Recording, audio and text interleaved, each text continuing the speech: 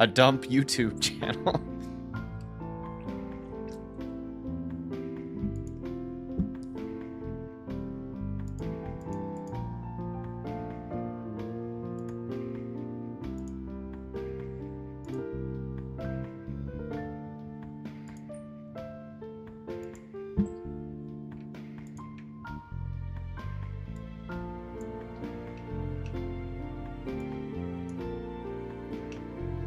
Cool.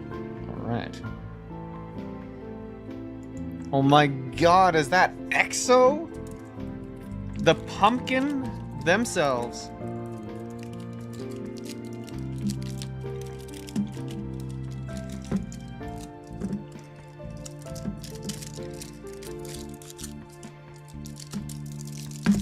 If you hear crinkling, it's the fact that I have a giant piece of dark chocolate that I'm gonna take a bite of.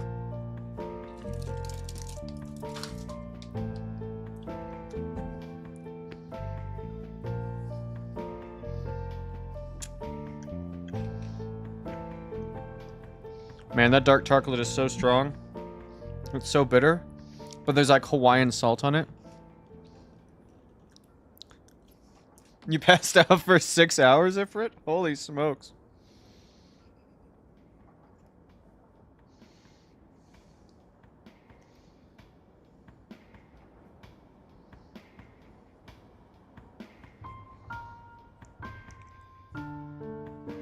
You're getting sick? Oh, that's not good. Don't be getting sick now. I mean, like, it's not like you have a choice now, is it?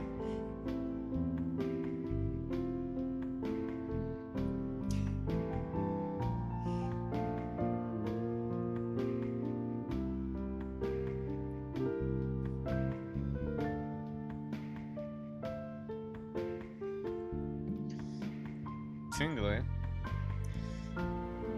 Of my collection of teas, because I have a cupboard of just a bunch of teas, because I'm a big tea drinker.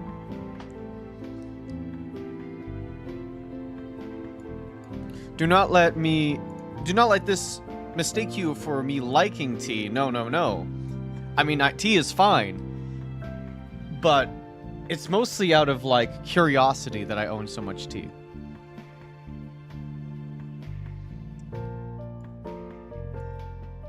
That is why I have so much tea.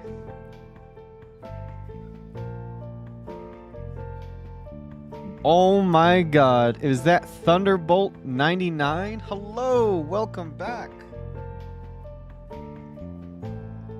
I have returning watchers, yay! They can watch me be bad at video games that require no skill.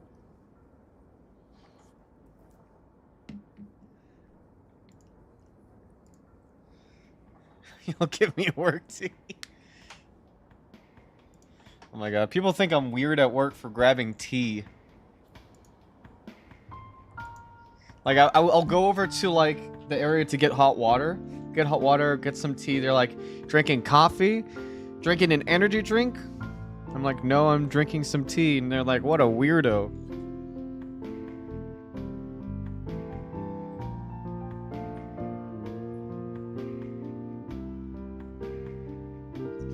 Oh, my nickname at work is Spencer Reed, I guess.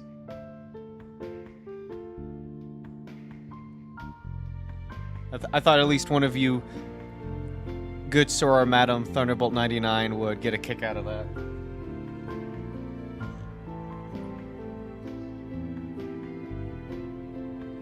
I know, everyone else seems to get a kick out of it. You drink enough energy drinks to send you to God?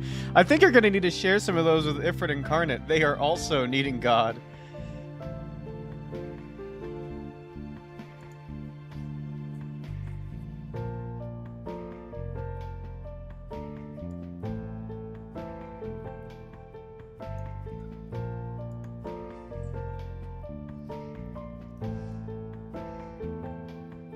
I knew you would. I knew you would. You may have had 7. Holy smokes, brother. Oh my god. Your power level now rivals that of my own. With how many energy drinks you have absorbed.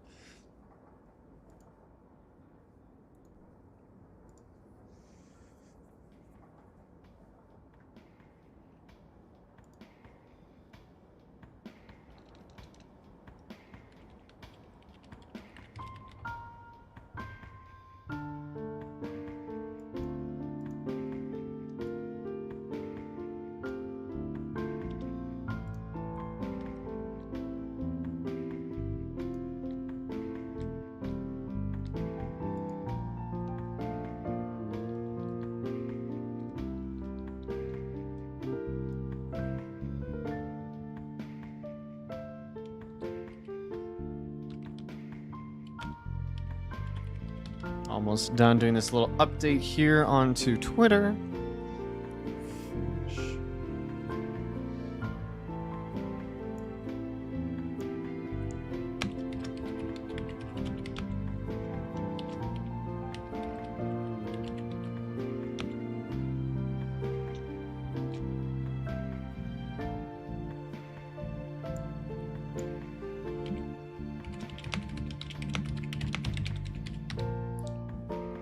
Such smarts.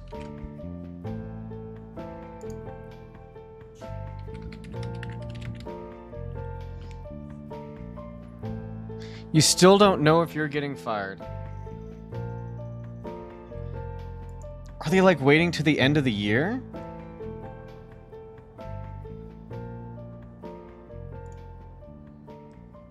Is that something companies would do? I mean, I wouldn't be surprised if it is, but...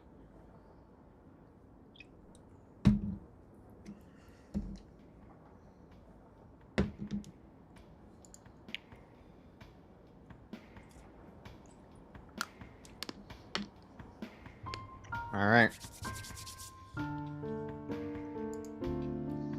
Without further ado, then, I'll bring us in.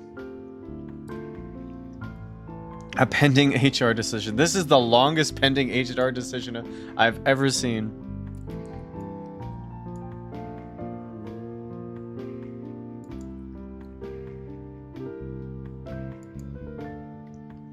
Your HR department is suffering from major decision paralysis.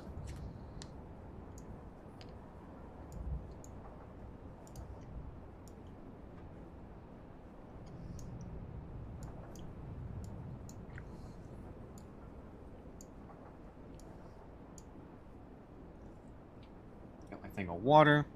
I'm good to go.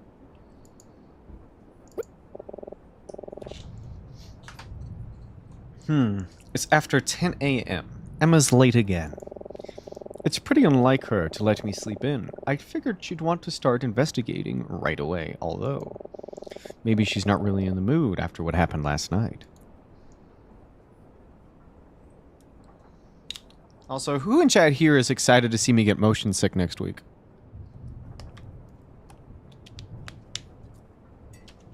I know I'm excited to get motion sick next week.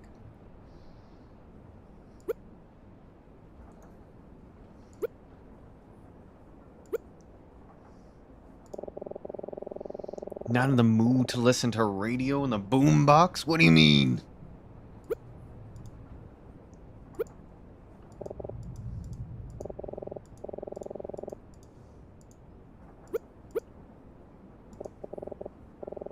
My hair is a mess.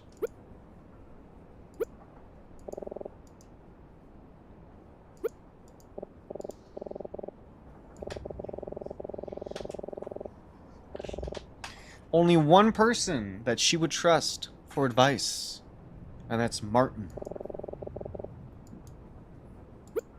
To Martin's cabin I go.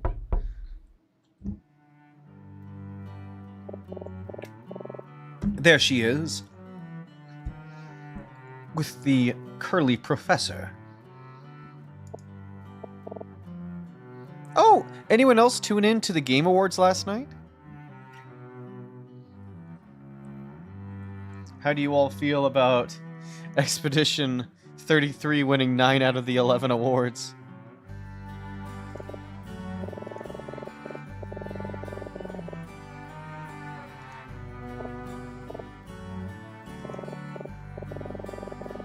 Have a seat, Emma.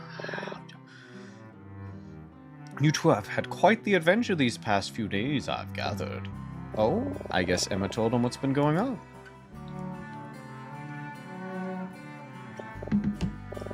I don't know if telling this guy is the best idea that this party seems to have had.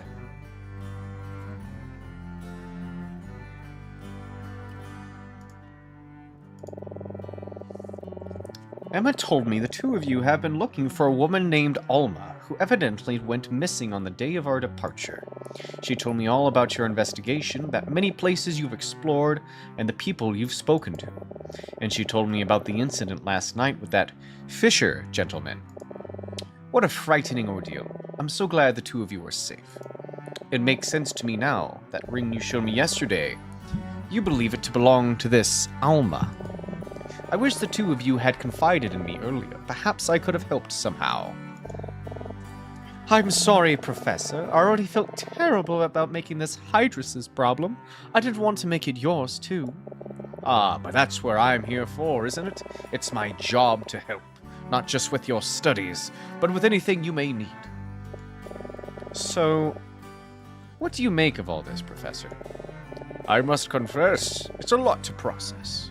I'm not quite sure what to think. All of this on top of that detective investigating some very serious crimes. There is certainly something unusual happening here, but I feel it would be best for all of us to remain level-headed. There must be an explanation, and I am certain, in time, it will become clear to all of us. Professor, there was something Fisher said last night that I wanted to ask you about. I told you that Fisher was being forced to spy on a Vendrican politician by a lawyer named Maxwell. The man he was spying on was his employer. He said it was Gordon, Senator Gordon. Senator Gordon? Isn't that the name of your friend? The one who invited you out to Vendrica for this trip? Yes, that's right. Huh. Well, the idea that Fisher knew Gordon doesn't necessarily surprise me. As I told you the other night, Senator Gordon works extensively with the Gabrican refugees. If Fisher is Gabrican, it makes sense that he and Gordon may have crossed paths. And that is a text message. However, the idea that this Fisher gentleman was spying on Gordon, that is alarming. Alright. This guy probably bad guy, right? This guy's in cahoots. There's no way he's in cahoots. There's no way he is in the cahoots. I'm gonna silence my phone so it doesn't scare the crap out of me again. It just like blew up. I was like, yeah! And I was like, Jesus. That is alarming. I can't imagine why someone would want to spy on Gordon. However, the thought that Maxwell character was using a downtrodden man like Fisher for such a thing is just unconscionable. Unconscionable. Word, pew, pang, pew. Listen to me, you two. I know that I can't stop you from doing what you want to do, but please, be careful. It would give me tremendous peace of mind to know that you two weren't involving yourselves in something potentially dangerous. I just ask that you be sensible. I don't think I could bear it if anything happened to you. We understand, Professor. Thank you for joining me for breakfast, Emma. And thank you for staying to chat, Hydrus. I know that things may seem uncertain right now, but I do believe we are in good hands with that detective on board. I'm sure everything will be sorted out before we arrive in London tonight. Until then, well, just stay cautious. I will see you both tonight when we disembark. Don't forget to begin packing your things. We'll be arriving before you know it. We will, Professor. Hydrus, hey, can we go back to your cabin for a bit? Sure. Go to Hydrus's cabin. That's my cabin. It's mine. Hey, Hydrus? You alright, Emma?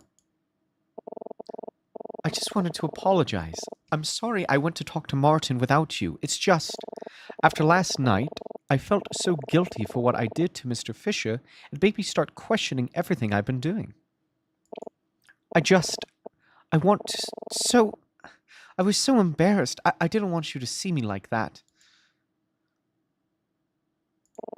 You know, when I first realized Alma was missing, I thought about going to Martin for help right away, but the past few years, I've depended on him so much. Whatever problems I've had with school, stress, work, anything, really, he's always been there for me when I needed advice. So this time I thought I'd find another way. I wouldn't make it his burden. I wouldn't ruin his trip with my problems. I really thought I'd get through to this without him, but, well, I guess I couldn't. It's okay, Emma.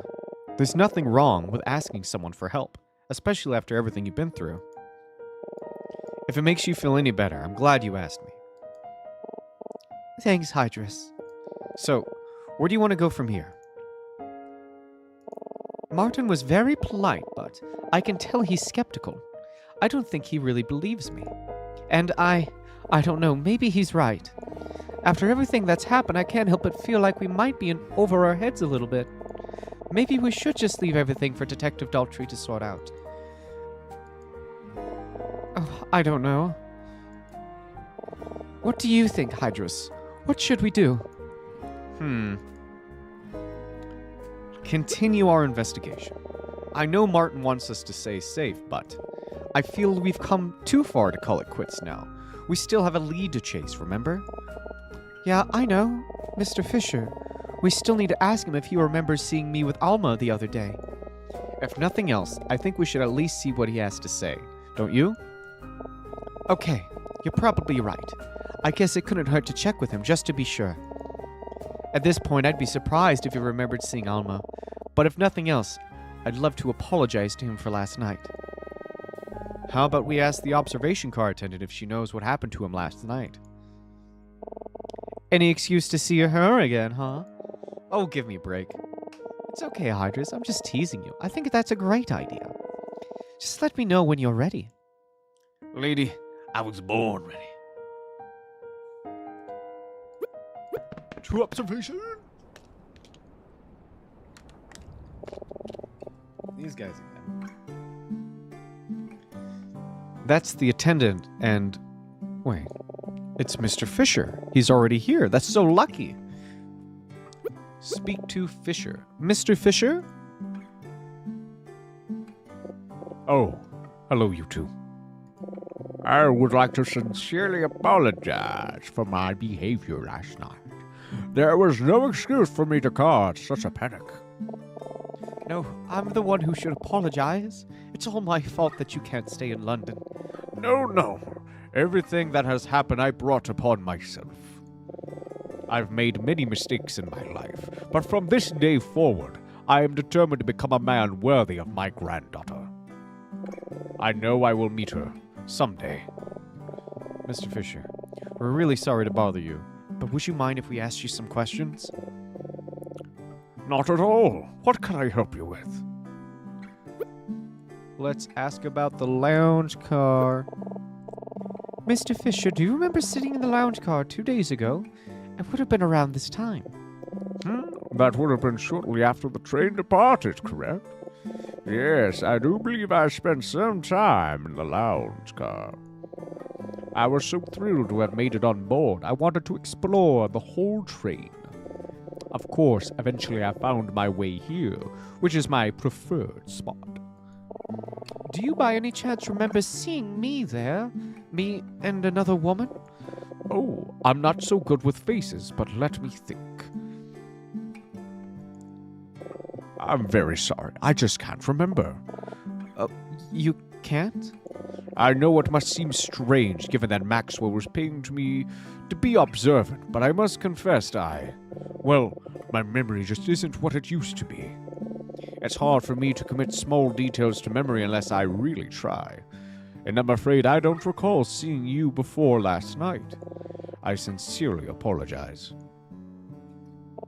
It's okay, Mr. Fisher. Thanks anyways. Man, I can't believe it. Out of everyone, I really thought he'd be the one who'd be able to help us. Is this really it?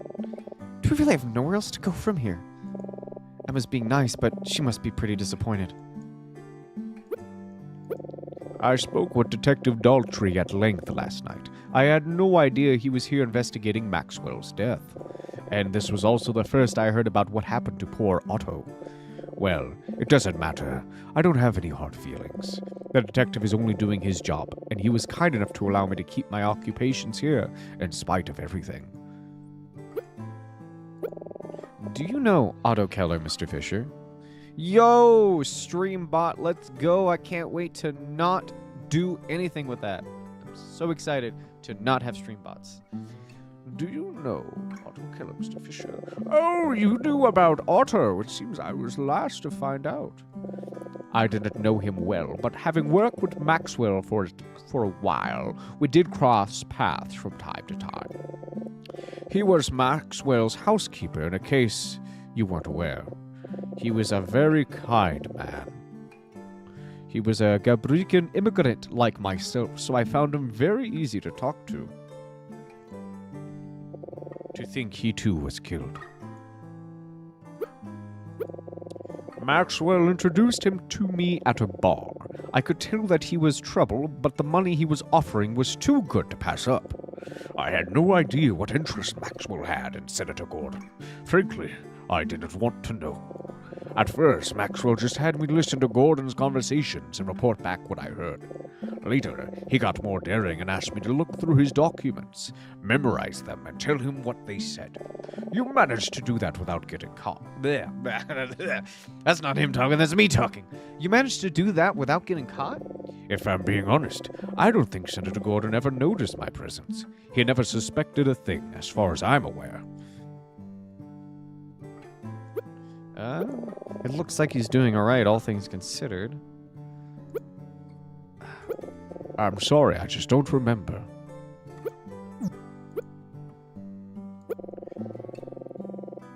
I found Maxwell in exactly the same way Daltrey described him, sitting alone at his dinner table with a knife in his back. How pitiful.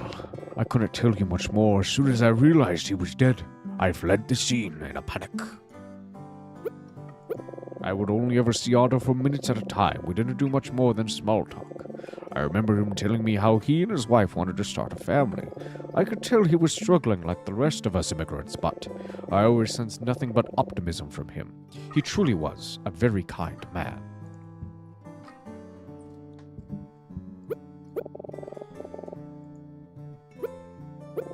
You're wondering what else the two of us talked about? Well, naturally, the detective wanted to know why I was spying for Maxwell. Or more specifically, what it was that Maxwell wanted to know about Senator Gordon.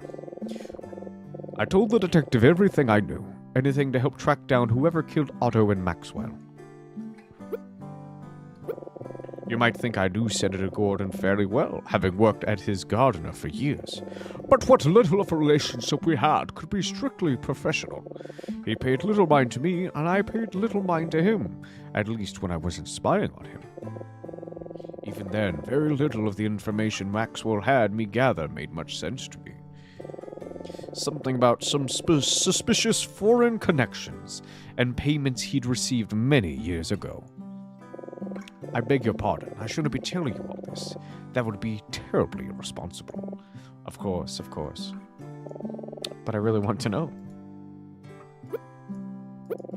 I can't tell you much about him. I'm afraid I don't know why I'm afraid I do not know why Otto was at their hotel 3 nights ago, but the timing is remarkable. I found Maxwell dead the same night. The detective asked me if I thought Otto may have been Maxwell's killer. A terrible thought. Maxwell wasn't a good man. I assume he had many enemies. But no matter what he may have done, I just can't see Otto as a killer. Not unless he truly had no choice.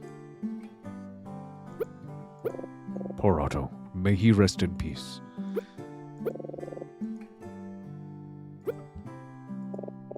You okay, Emma? Yeah, I'm okay.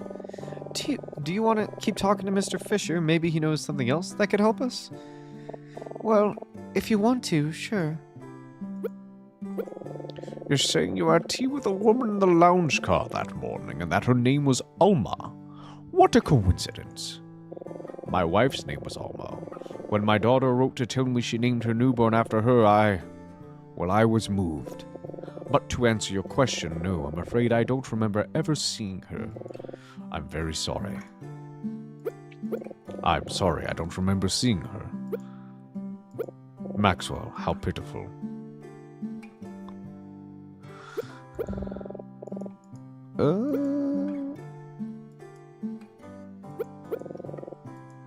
Let's see here.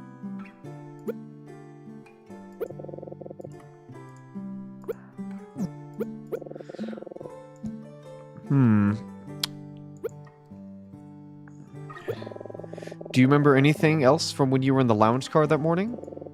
Anything else? Let me think. Oh, I do remember a rather strange couple coming in at one point. They were hard not to notice, very oddly dressed, and the woman made quite a show of her arrival. That must have been Vita and Monty. Oh, are those their names? I will admit those two struck me as a little odd, but I didn't much think of it at the time. I don't think they stayed long, if I recall correctly. The woman went to the bar at one point, and they left shortly after. That tracks with what the bartender told us. No? What about... Doesn't remember that. There was that strange couple. Hey, Hydrus? Yeah? I think we've bothered Mr. Fisher enough, don't you think? Sure, but we still haven't learned anything new. Hydrus, I think maybe it's time to move on, you know? What about Alma? Hydrus, I really appreciate everything you've done for me the past few days, really. You're a great friend, I really mean that. I just think it's about time I faced reality. I'm the only one who remembers Alma, and after 3 days of searching, we've turned up nothing proving she exists. No witnesses, no real evidence. Even the ring wasn't anything concrete. Really, all we've done is make things worse. It's really hard for me to accept, but I think maybe it was just a dream. I don't know. Come on, Emma. You can't be serious. I am. It's just... What's more likely, you know? That there's some grand conspiracy going on where everyone's either deliberately or unknowingly covering up Alma's existence, or that I overheard Mr. Fisher talking about a person named Alma that had a weird dream after drinking some weird tea. It sounds so silly when you put it that way, right? I guess so, but... It's alright, Hydrus. Honestly, it's a relief. Both of us have been distracted by this for long enough. I've barely even thought about my term paper, and besides, if there really is something funny going on here, I'm sure Detective Daltrey will get to the bottom of it. I think I'm just tired of playing detective, you know? I just want to go back to being me. I can't believe this. What's got into her? Is she really giving up? I know things aren't looking too good right now, but... Ugh, I wonder, if I didn't have a term paper to procrastinate on, would I have believed her? Would I have believed this story at all if it wasn't coming from Emma? I don't know that I'm ready to give up just yet, but... Okay. If you're sure, then I'm with you. Thanks, Hydrus. How about we go back to your cabin and do some brainstorming for our papers? We both have a lot of ground to make up. Sure. Yeah, that sounds good. Hold on. Mr. Fisher? I just remembered something. It was something about that odd couple. I knew there was some reason I remembered them.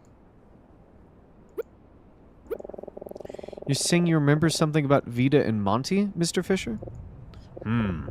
Oh yes, I did remember something. It probably isn't anything substantial, just a bit of a odd interaction that struck me as a tad curious. The woman went to the bar while her husband waited in one of the booths. She talked to the bartender for some time. I remember seeing her hand the bartender some money, but I don't believe she ever had a drink. Oh! She never had a drink? No glass of wine or anything? No, certainly not. I watched her the entire time. You must think of me to be rather rude, but I assure you I was merely curious. No, that's all right. Well, I'm sure it was nothing. Perhaps the woman ordered a bottle of wine to be delivered to their cabin. I'm sorry, this all must seem utterly trivial. I sincerely apologize for wasting your time. It's okay, Mr. Fisher. Thanks for talking with us. Yeah. Thanks, Mr. Fisher. It was my pleasure. I hope I was of some help to you both. If you need anything else, please don't hesitate to ask. Goodbye now.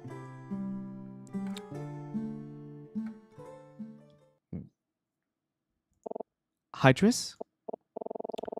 Okay, so I know I just told you I want to stop investigating, and I mean it, really, but both the bartender and Vita told us she had a glass of wine that morning. Mr. Fisher says she didn't have anything. I know Mr. Fisher's memory is a little spotty, but he seemed pretty certain about this, and if he's right, then that means both Vita and the bartender lied to us. Yeah, I thought the same thing. I'm not saying this proves anything, but why would they both lie about that? Isn't that strange?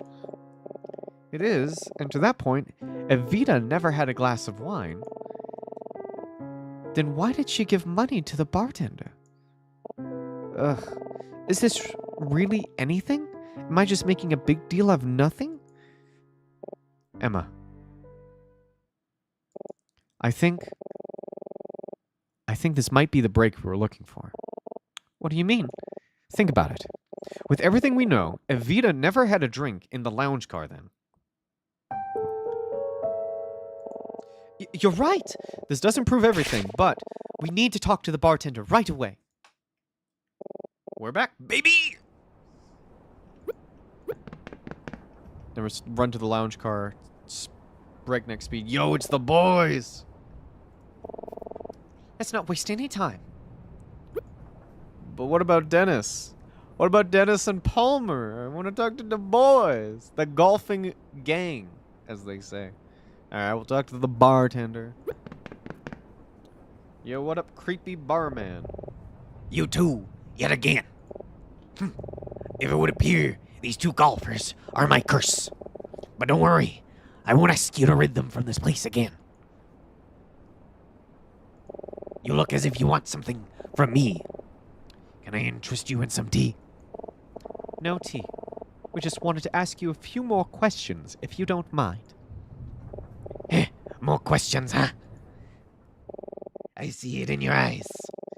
I get the sense that there's something different from last time. Well, I have nothing to hide. Ask away. Alright. The afternoon we departed, you told me and Emma that 3 people had ordered drinks from you. You said that these 3 people were Emma, who got tea, Detective Daltrey, who got a beer, and a woman who ordered a glass of wine. Yes, that is correct. Yes, 3 people ordered drinks. Your friend, the detective, and a woman.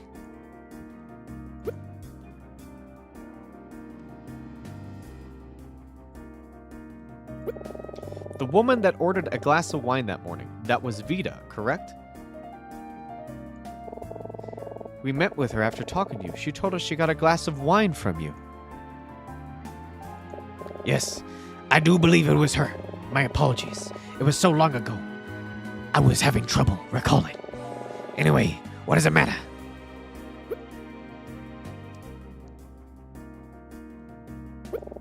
Do you remember the old man that was here the morning we departed? An old man. Yeah, you had mentioned to me that he seemed out of place? Ah, yes, him. That was Mr. Fisher. Me and Emma met him yesterday. Oh, did you now? Well, so what? Why should I care? He told us something kind of strange today. He remembers seeing you talking to Vita that day, but he was adamant that you never gave her a drink. Oh? You're asking me about your dream woman again, and now you're giving her a name. How creative. Well, I'm sorry. She didn't exist 2 days ago, and she doesn't exist now.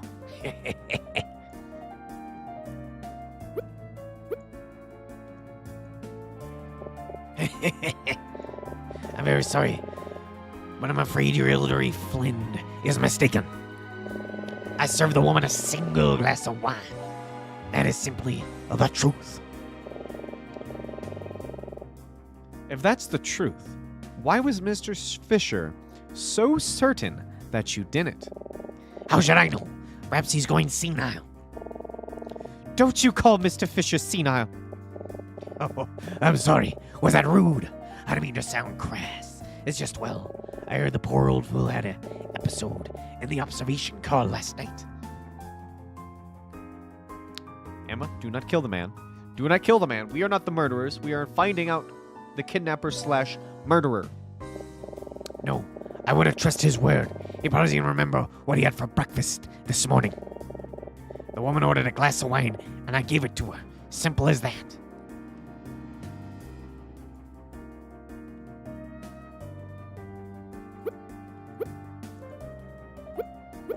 No matter how many times you give her, it won't make her real.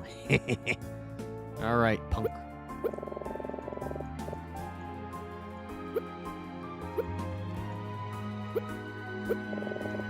Yeah, silly old man. There he is, just as smug as ever. But this time, we're gonna make him tell the truth. It doesn't seem like he's about to change his story. No, but I think he knows we're onto something. We're so close. I believe Mr. Fisher, but his word isn't going to be strong enough to crack the bartender.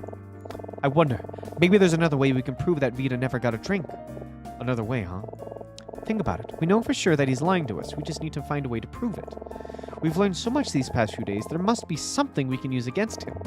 Let's keep talking. He has to slip up eventually. He just has to. I wonder, what else I should try asking him about?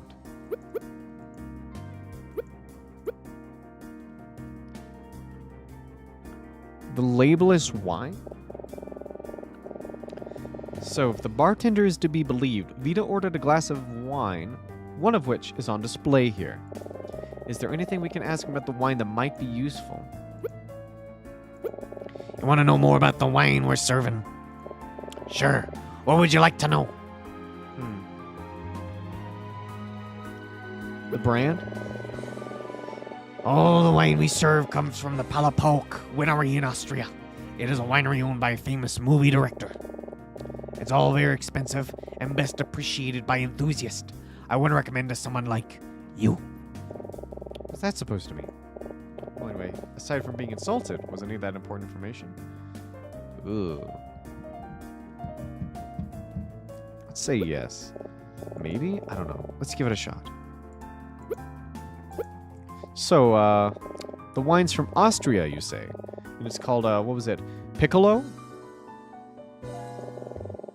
This is a pitiful display, truly. And here I thought you'd come prepared. Hydrus, he's making fun of you, and you know what? You deserve it. What did I do? Is there anything more relevant you could ask him about? Jeez. Ugh. Alright, back to square one, I guess.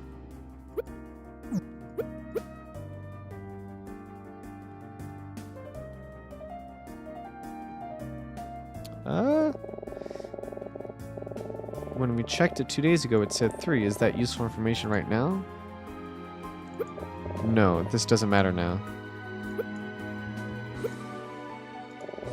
Can I help you? Here. Huh.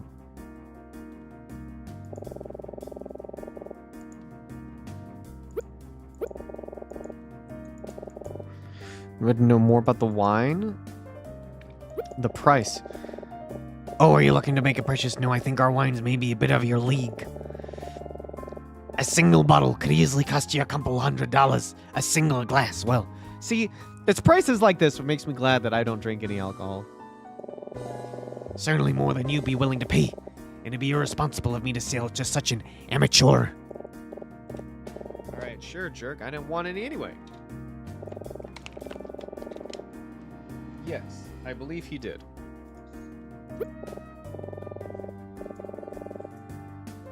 Alright, let's talk the price.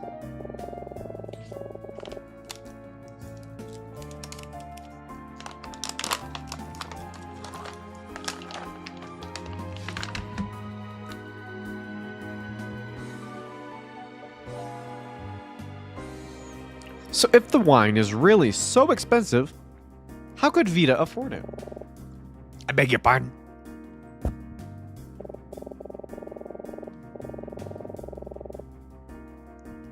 You told us yourself that Vita and Monty are broke. How could you have sold her such an expensive drink?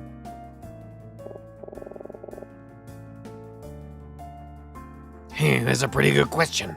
Well, what can I say? She must have been truly thirsty. Oh, come on, give me a break. Is that the best you can come up with?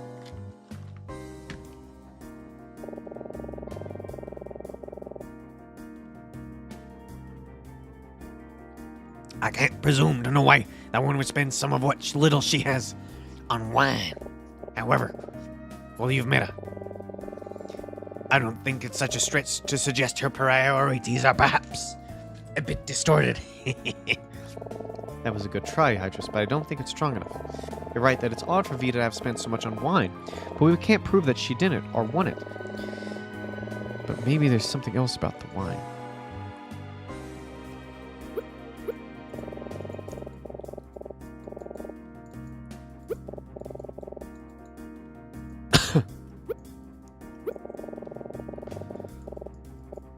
Alright, tracks the sales. You told us that afternoon that you had made 3 sales for it.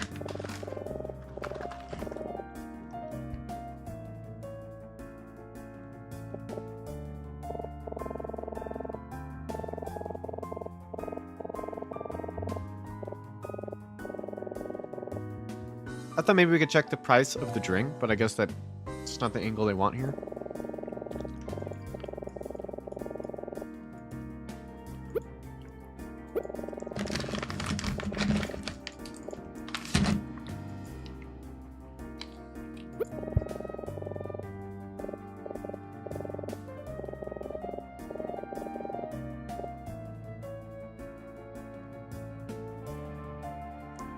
Mocking us again, I see.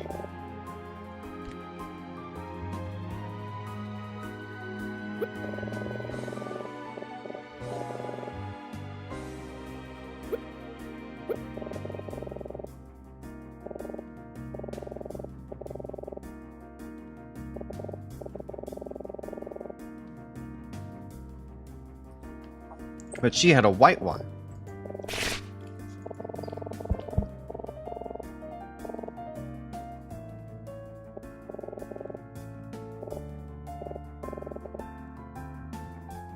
I'll tell you, so what?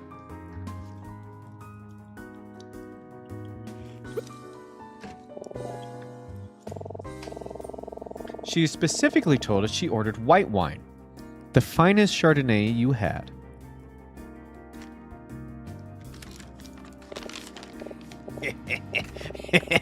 Oh, that's just rich.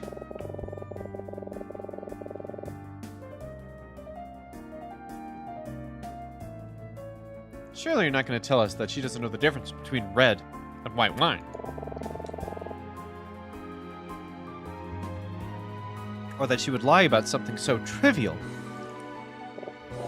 No, you're right. This certainly is a contradiction. Whatever, what'll I do? You discovered my dark secret. Can you explain this one or not? Okay, you win. I'll tell you the truth, sure, why not? You're right. I did not sell that woman a glass of wine. I did speak with her, but at reasons I am not at liberty to say. We agreed that if anyone asked, we'd say she ordered some.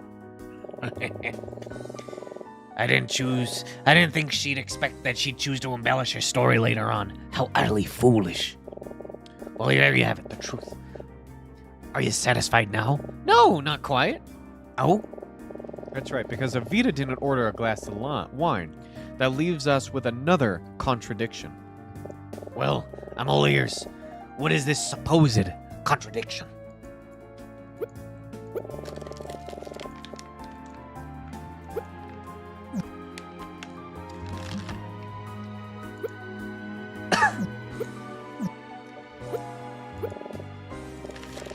Yes, you told us the register tracks down how many drinks are sold in the day. That afternoon you said it read 3.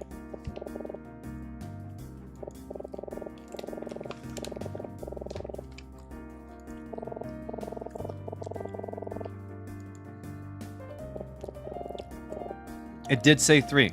It did say 3. And if you didn't order one of them, then it leaves only 1 drink unaccounted for. Why, yes, I suppose it does. How curious. Let me guess, you have a theory about to whom that elusive third drink was sold. That's right. I do. Well, please, don't leave me in suspense. Who do you suggest had the third drink? I couldn't possibly guess. Who? Oh, wait, of course, your dream woman. I should have guessed. Well, it's true, isn't it? You know, all this time you've been accusing me of covering up the existence of this mysterious woman. But not once have you suggested a reason why I would do such a thing. A reason why? That's right. What on earth would I have to gain from lying to you? If it were true, all it would have given me so far was a few days of badgering from a couple of insolent tourists. But I suppose I must give you some credit. You managed to discover quite a more bit than I expected you to. So let's hear it. If the person who ordered this third drink was your dream woman, why would I have lied to you about it for the past 3 days? This is just one big game to him, isn't it? But he's right, we haven't been able to figure out why he's been lying. It's the final piece of the puzzle, the motive. Think, what else do we know that might help us pin down the motive? Well, any theories? Anything about all the things we've been told from the past few days? Who gave us the last piece of information to prove the bartender's motive? Ooh.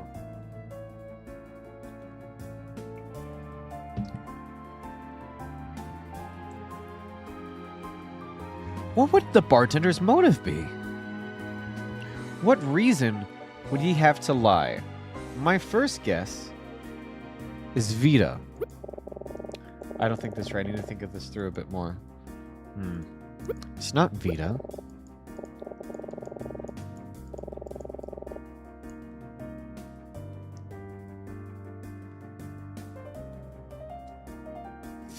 It can't be related to Fisher.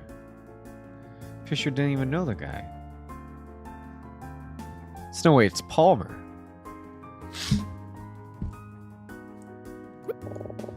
Yeah, I didn't think it was Palmer either. Alright. I need to think back.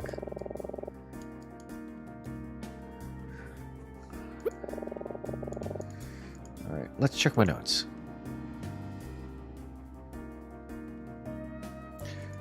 Whoa, wait.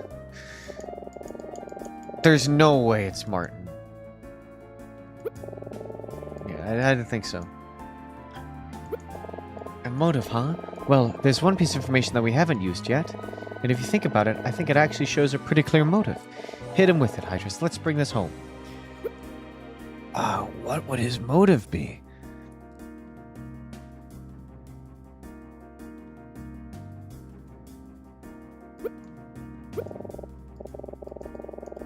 Am I just gonna start going down the list? Yeah, I don't think that was right. Don't really know if I have a choice, but...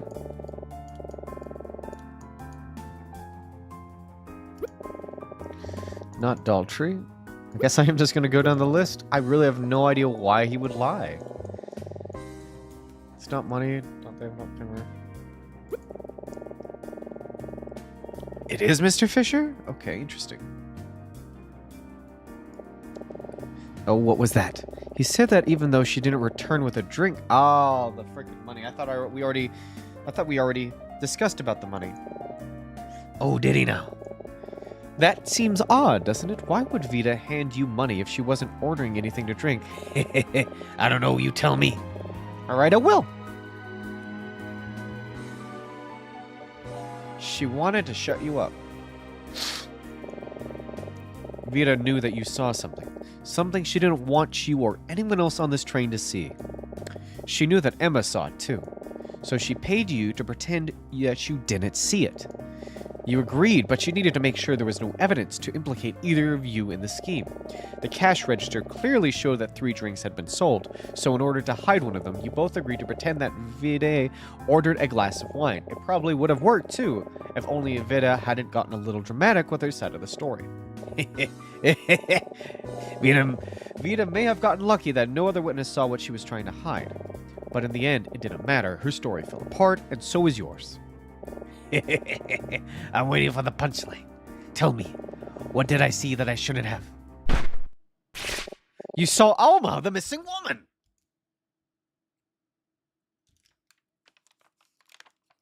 Hit him with it. Hit him with it.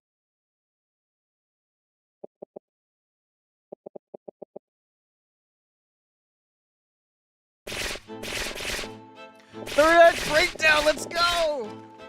This is Ace Attorney. Let's go.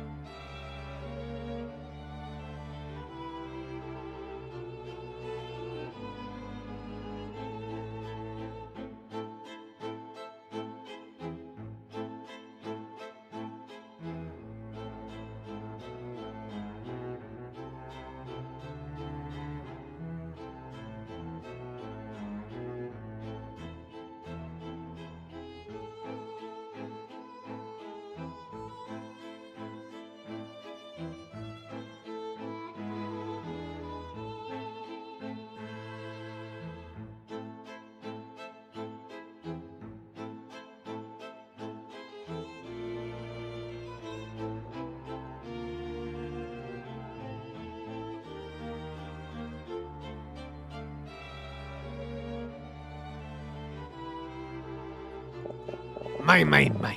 You have quite an imagination, don't you? What a story. I'm impressed. Really, I am. Chardonnay. Oh, that stupid woman. Well, what do you have to say for yourself? It's all true, isn't it? I have to thank you both. You two have given me quite a bit of fun these past few days. In exchange, how about I give you this? This is the money that a wretched woman paid me. I assume you're going to see her, yes? When you do, be sure to give that back to her and tell her that I changed my mind. After all, the amount was quite low, and to think I had to negotiate for more after Paltry first offer. In truth, I felt sorry for her, knowing how penniless she and her feeble husband truly are. But my silence isn't cheap. Are you saying... Oh, would you look at the time? I'm afraid I must take my break now. I think you two had better hurry up. You're running out of time, you know. Have a wonderful rest of your trip? and Good luck finding your dream woman.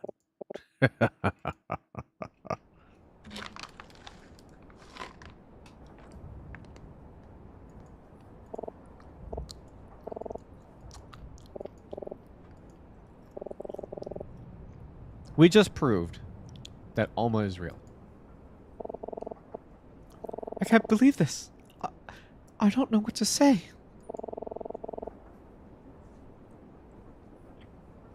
And to think I was about to give up. You really let him have it, Hydrus. I've never seen that side of you before. Uh-huh. Yeah, maybe I got a little carried away. It was pretty cool. Oh, man. My heart is racing. I'm nervous, but there's no time to lose. If we don't confront Vita and Monty now, we may never know what really happened to Alma. I don't want to scare you, but this could be dangerous, right? Whatever is happening here, it's just... We don't know what these two are capable of or are willing to do. Are you sure you're ready for this? Yes. Alright. Glad you are, because I don't know that I am. Let's go, Hydrus, to Vita and Monty's cabin. One last time.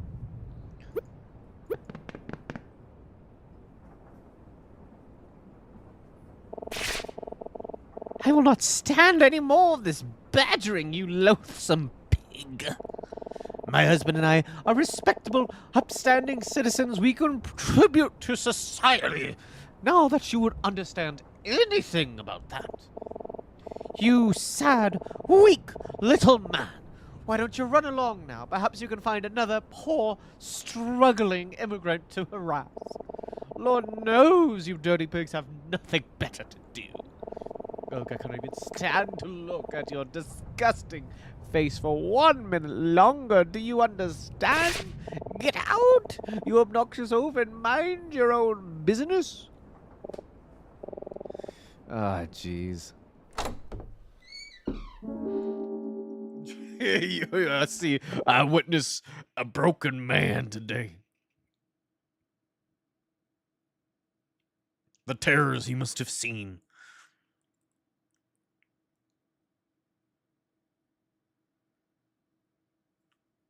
The horrors he must have faced.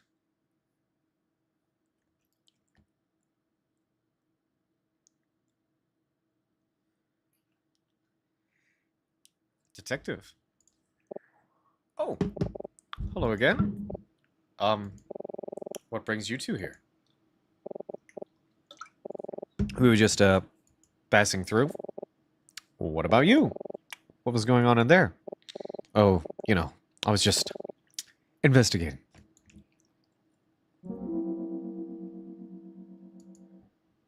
Huh.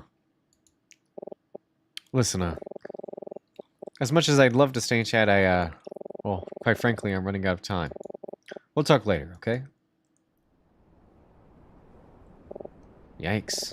Guess even seasoned police detectives are no match for a migraine-stricken Vita. Hopefully we'll have better luck. Ugh. What a bother. Now, darling, I'm not sure why you won't just leave this to me, but if you truly must know, it's ace, king, queen, jack. In that order. That looks like important information for me to be aware of.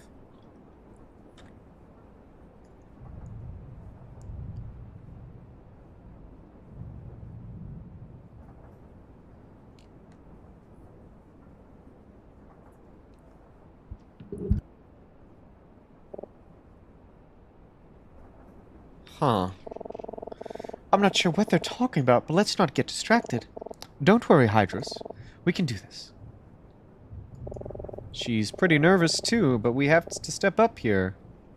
For Alma. Deep breaths. Whew. Okay. Crazy lady is dead.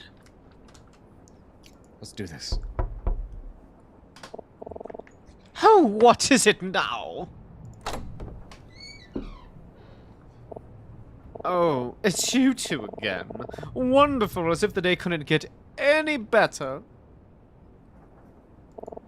I must say I simply am in no mood for further confrontations. Can you make this quick? What do you want now? We're sorry to bother you. Again, we just had a few questions we forgot to ask you before. If you don't mind, we can be out of here in just a few minutes. Promise. Fine, fine, but if it's about your silly imaginary woman again, you can forget it.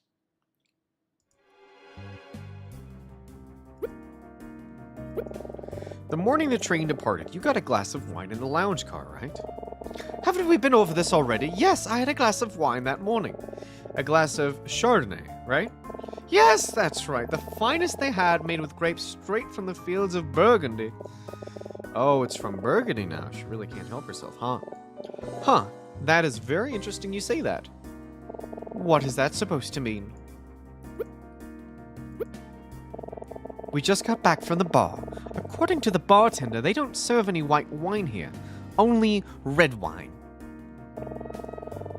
What do you mean he said they only serve red wine? That's... That's completely asinine. Do you really expect me to believe a story like that? It's true. We even asked if he had Chardonnay, and he said no. I don't care what the creep told you. Maybe he ran out. That's what I ordered. Don't know what to tell you. I guess she's not going to change your story that easily. I had a glass of Chardonnay. I don't care what the bartender told you. It's true. Does the name Alma mean anything to you? No, I can't say it does. Monty, does that name ring a bell to you? No, I didn't think so. Oh, I see where this is going. That's the name of your missing woman, isn't it? Didn't I tell you not to waste our time with that nonsense? Your commoners really do have no tact at all, do you? I should wait for the right opportunity. Okay, I won't present the money. I won't present the money. Oh, please, enough of this. You're embarrassing yourselves. She's a real piece of work, huh? Deltry must have met his match, but... having Emma here with me, I know we can do this. I still feel bad knowing what happened to him, but that won't stop us from getting to the truth. Sorry, Monty.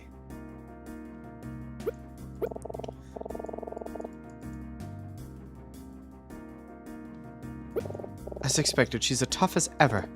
Hydrus, maybe we should approach this differently. She's not going to tell us about Alma that easily, but if we start somewhere else, maybe we can bluff our way to her admitting what's really going on. What do you mean?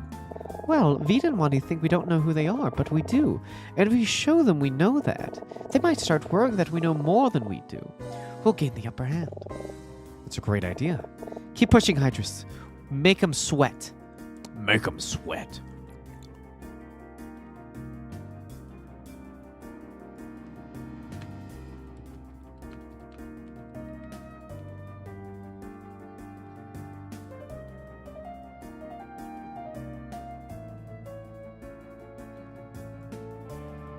Huh.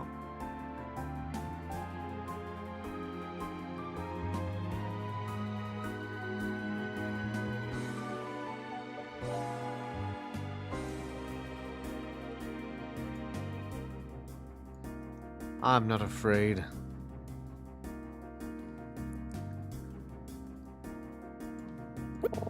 I see this is going to be just as tedious as it was the other day, isn't it?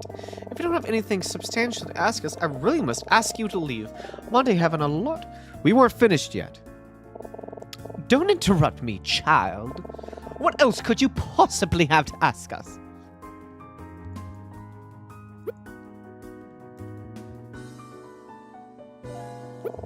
Excuse me? I don't see how any of that is your business. Besides, what does it look like to you? Could a poor person afford this jewelry? Or a luxury suite like this? Yes, Monty and I are obviously quite well off. Is that really true? What is that supposed to mean? I bet they stole this car from that Alma lady. What is this about the storage car? We found some weird items in there. The porter told us they belonged to a short man in a funny hat. Was that you, Monty? Ah, so silent now, aren't ya? Magic. That was a really fun card trick you showed us the other day, Monty. You did what?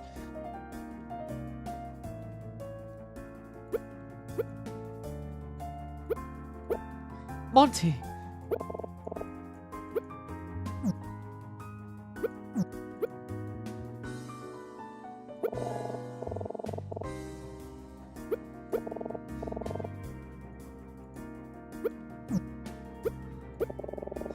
What do you do for a living that you can afford such luxurious things? Don't answer that! Not that he could anyway, but... I'm sorry, I'm just curious is all.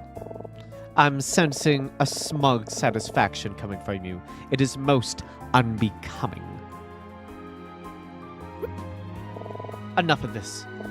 Tell me, right now, what do you know? Out with it. I've had enough of these games. Just explain yourselves now. Now! We heard that there was an accident.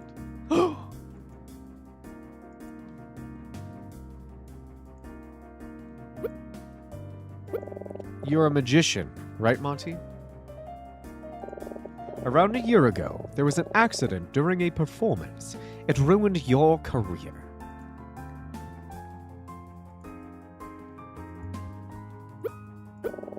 The accident could have been fatal, so you gained a reputation for being irresponsible with safety. Be quiet. You lost your regular bookings, and no other venues wanted anything to do with you.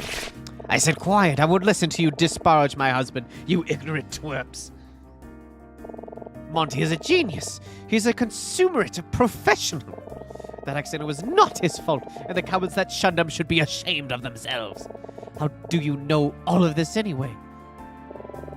We asked around, and that's not all we know. We have a witness who says you in the lounge car the morning the train departed. Witness? Oh, don't make me laugh. We were very thorough. Oh? I mean, I don't have to explain myself to the likes of you. It's all nonsense.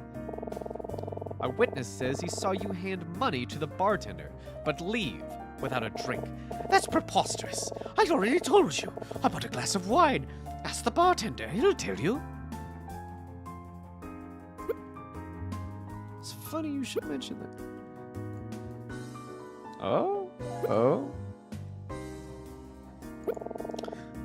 The bartender will tell you I had a glass of wine. It's true. What? Is this? This is the money you gave the bartender to keep his mouth shut. He wanted me to give you a message. I believe it was, I changed my mind. That no-good, lying, lower-class, big-eyed rat. He told us everything, Vita. He confirmed that you paid him to lie about seeing Alma. We know that you're hiding her. You can't lie to us anymore. It's over, Vita. Huh. You must think you've got us all figured out, don't you? Such arrogance. I don't care what that bartender told you. You don't know a thing about me or Monty. Do you want to know who was responsible to that accident that destroyed Monty's career? Because it wasn't Monty. It was me. I was his stage manager. It was my responsibility to ensure all safety protocols were followed for my husband's shows. On that day, our performance was running late, so I skipped one of our procedures to get him on stage faster. I assumed it would be fine. But it was fine every time before. I was careless. God, I could have killed him. Even though nobody was hurt, that kind of negligence shouldn't have been enough to have me arrested, but my husband took all responsibility for the incident. He claimed he was the one who demanded we go on stage without following protocol. He refused to let me take the fall. His life was ruined because of me. I have not rested for a single day since it happened. I've spent every waking moment trying to restore my husband's reputation. To no avail. So, when an opportunity finally presented itself, I wasn't going to let it slip by. An opportunity. There was nothing you can say that would make me jeopardize the arrangement I've made. And besides, what do you really know about it anyway? What makes you so sure your mystery woman even wants to be found?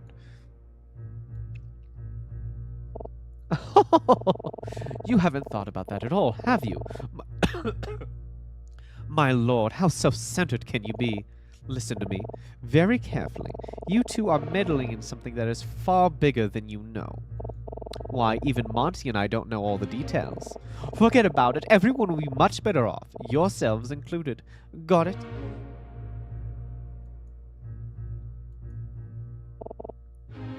Can you just tell me one thing? Is she safe?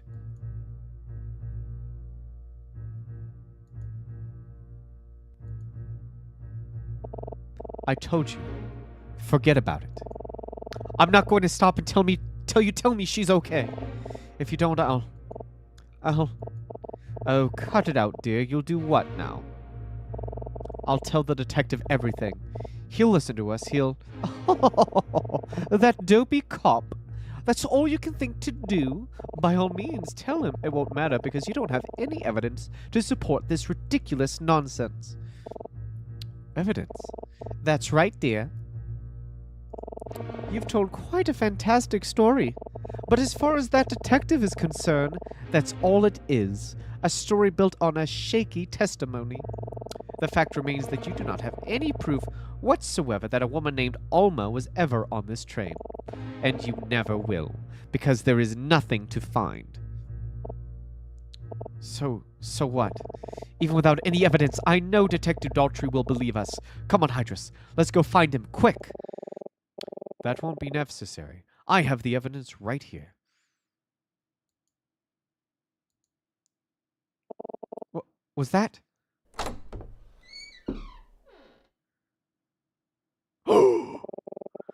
I have in my hands a wedding ring. Would I be correct in assuming you two found it here in this cabin? Professor Martin.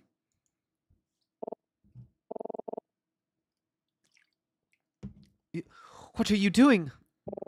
The two of you were careless enough to lose her once. Oh no. And on top of that, you failed to notice that she dropped her wedding ring in your own cabin. My students here found the ring and have been searching for its owner ever since. They've proven to be quite resourceful, even without it in their possession. Surely by now you realize there's nothing you can hide from them.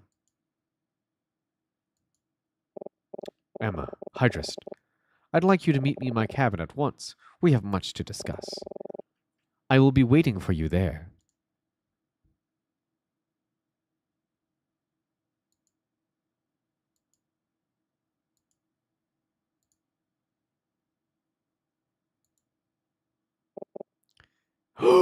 He's talking! I can finally do the Mario voice. Vida! Monty, you don't need to lie anymore. Monty. We should go talk to Martin.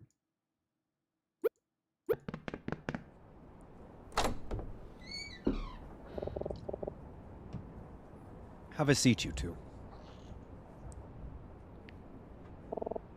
Professor, what's going on? Before I say anything, I just want you to know how proud I am of the two of you. For you to come this far out of the desire to help a stranger speaks volumes about your character. I truly am lucky to be your teacher. However, whether or not I am still worthy to be your teacher will be for you to decide. I have deceived you both. I know this is unforgivable, but I hope you'll allow me to explain myself. I know you must have many questions, and I intend to answer them all. All I ask is that you trust me. I trust you, Professor. Please just tell us what's going on. Do not tell me you killed that woman. I told you that Senator Gordon invited me to Vendrika, which was the genesis of this trip. This is true, as was my desire to turn it into a valuable study experience for some of my brightest students. But Gordon wasn't simply inviting me here on holiday. He had a request. It was about the woman you met, Alma. By now, I'm sure you've realized the truth of Vendrika's relationship to Gabrika is more complex than I initially suggested. It is certainly true that Vendrika has welcomed many Gabrican refugees into the country, but they do not live well. It pains me to admit it, but my country has done little to integrate its growing Gabrican population in a way that permits them to thrive. There are those in the government that see the influx of Gabrican immigrants as a problem. A problem that needs to be solved by forcibly removing them from the country. Regrettably, these forces have tremendous support among the populace. As such, it is trivially easy for Gabrican refugees to be deported, no matter how small the infraction or how dubious the claim. The courts will almost always rule in favor of deportation for any Gabrican immigrant that is accused of even the most trivial of crimes. They come to this country to escape the tyranny of their home, to end up right back where they started. It is a dreadful situation. That is awful. Yes. The woman named Alma is a Gabrican immigrant. Her husband committed a violent crime and was killed in the process. The police immediately went searching for her, but knowing what was likely to happen if she were found, she went into hiding. This is when Senator Gordon got involved and when he asked for my help. Alma is not guilty of anything. However, should the police find her, she would certainly be deported. She will be forced to fend for herself in that violent place. Senator Gordon, hearing of her plight, quickly devised a plan to get her out of the country and to set her up with a new life in London. He needed my assistance to ensure the plan was a success, and I was more than happy to oblige. What do Vida and Monty have to do with this? You may have heard from the porter that stowaways are common on these trains. In truth, many of them are Gabrican immigrants looking to escape the same fate as Alma. As such, security is guarded remarkably tight on any outgoing travel. All luggage is very thoroughly inspected, especially oversized items that are placed in the storage cars. It is extremely difficult to smuggle someone out of Vendrika, and yet, sometimes, fortuitous opportunities do present themselves. I do not know how Gordon came to know about that magician, but it turned out the two of them could help each other. As you certainly know by now, that magician's reputation in this country was ruined by a performance accident. He was looking for a fresh start in a new country, but lacked the funds to facilitate such a move. Senator Gordon was more than happy to pay for all of his arrangements, on one condition. The condition that he hid Alma in one of his pieces of stage equipment, such that she could be transported to London without being discovered. It's really quite a novel idea. A magician's stage equipment is designed to look innocuous, but hides numerous secret compartments and exits. It was not difficult to get all the items past security without any such compartments being opened, and without Alma being discovered. But if Alma is hiding in one of the pieces of stage equipment, how did I meet her? Why was she in the observation car 2 days ago? The truth is, this entire process has been undeniably traumatizing for Alma. First, her husband is killed, and now she is being smuggled away from her home by strange people with whom she has no choice but to trust.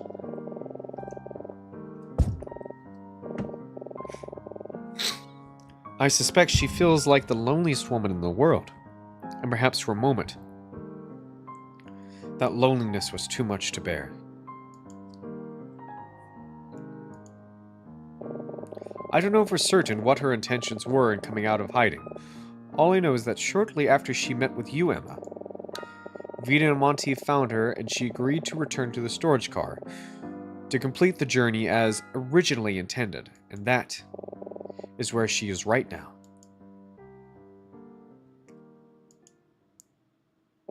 This is unbelievable. Professor Martin, how did you end up with her wedding ring? I'm not proud to say this, but I took it from your room while you were asleep, Emma. It was my intention that you two would not get involved in any of this business, and I made the determination that ensuring this was worth a breach of your confidence. I see now that this was a mistake, and I regret all that I've done to hide the truth from you. I hope you can forgive me.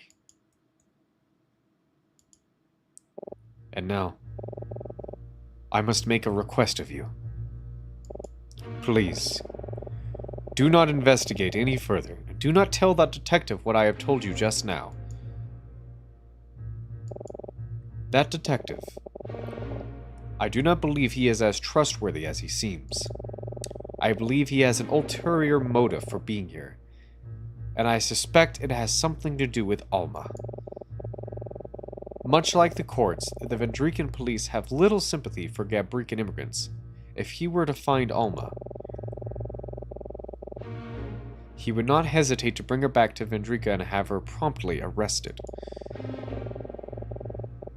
He has already suggested he will do the same to another immigrant on board, yes? That man Fisher?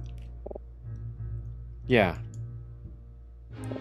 I also have my suspicions about the case he is investigating. The man who was killed at the hotel? Otto Keller? You don't think... Detective Daltrey? Please, Emma, Hydrus. The only way that Alma will successfully complete her journey is if we pretend that everything is normal. That detective cannot find her. We cannot allow that to happen.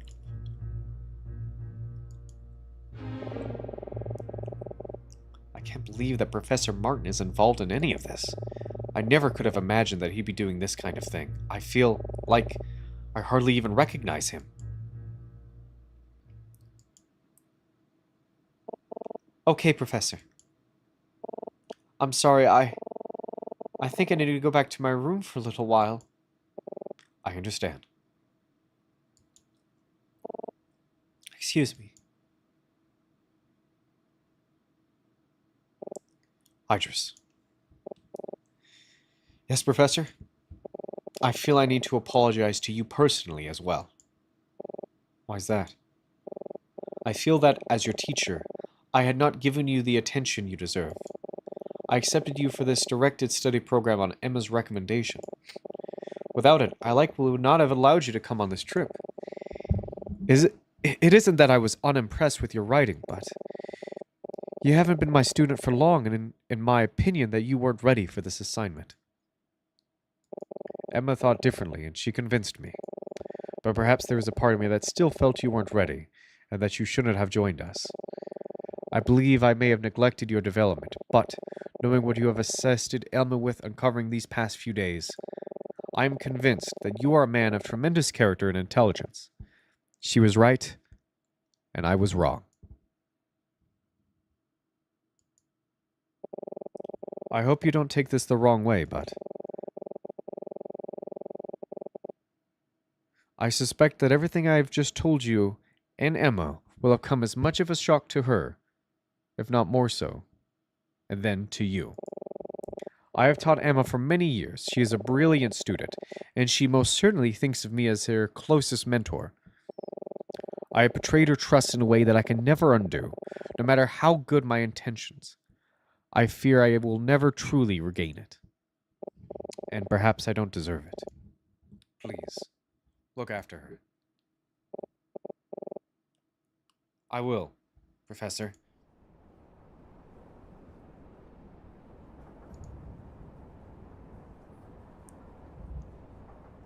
Damn. Damn.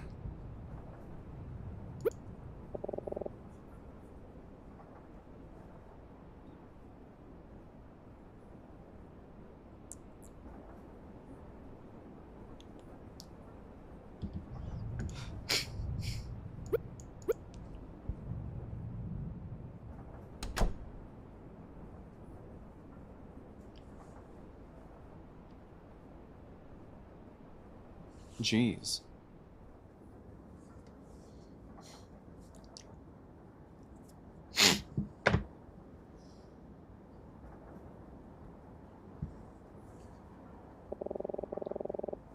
I think that's just about everything packed. Phew. I didn't think I had that much. Maybe I should have folded some of the clothes. Well, whatever, it's fine. We should arrive in London in just a few hours. Can't believe it, this trip was way faster than I expected it to be. This has been a pretty weird experience. I haven't seen Emma since she left Martin's cabin earlier. I hope she's doing alright. Maybe I should go check on her.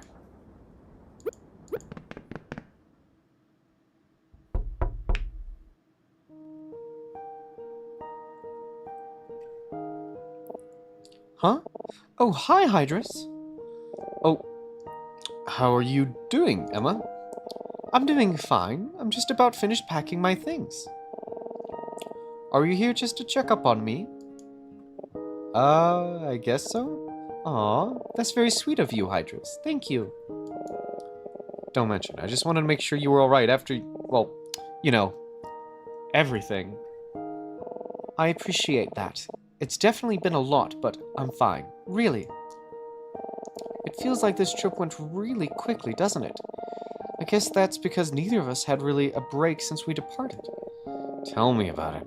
I was planning on using this time to plan my term paper, but I haven't had a single second to think about it. Oh, Hydrus, I'm sure you would have found a way to procrastinate on that even without my help. Yeah, probably. How about this? I think Alma is in good hands, right? We shouldn't need to worry about that anymore, so why don't we spend these next few hours relaxing? We can go to the lounge car and get a drink or something. Maybe we could brainstorm ideas for our term papers together, or talk about literally anything else. What do you say? That sounds really nice, actually. Great! Let's enjoy ourselves.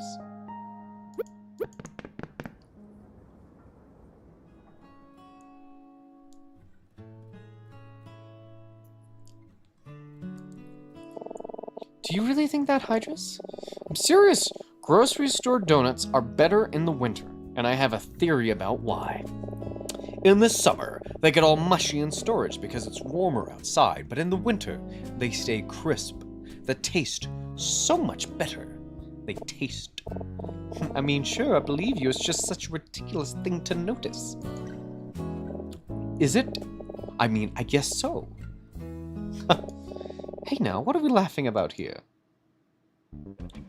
Yo, it's adultery. Is it something I said? Do I have food on my face? Oh. Hey, detective. Ugh, I totally killed the mood, didn't I? Damn, I have a habit of that. Oh no, it's just... Okay, how are you? How am I? Well, I'm still breathing, and my hair isn't falling out yet. So all in all, I can't complain too much. My investigations appears to have been a bust, though. I'm not looking forward to facing my bosses back home and telling them I got almost nothing. How about you two? Did you find your missing woman? No, we didn't. Turns out, I was mistaken. Oh? Is that so? Well, darn. I was hoping at least one of us couldn't want to come up short on this trip. What a bummer, right? Seems like something's on his mind. You look like you have a question for me. What's up? Oh, no, I didn't have anything. Oh, alright then. I'm gonna be asking about it without looking suspicious. Careful here. I can't see anything that might tip him off about Elma, but if we don't say anything, we might look pretty suspicious. Come on, Emma, help me out here. I'm not sure what to say. So, I know your investigation didn't end so well, but did you enjoy the trip otherwise, Detective? Oh, I guess so. It's been a nice ride, but I'll admit it's pretty hard to enjoy it when you're focused on work. I think I know what you mean. We aren't just here on vacation either. We have a pretty big assignment to worry about, right, Hydrus? Yeah, that's right. I guess worrying about class isn't so different from worrying about work. Oh, yeah, it's something like that. Good small talk. Good small talk. Honestly, it was fun playing detective for a bit, but the missing woman thing was really just an excuse to procrastinate our papers. From now on, we're gonna leave it to the professionals. Yeah.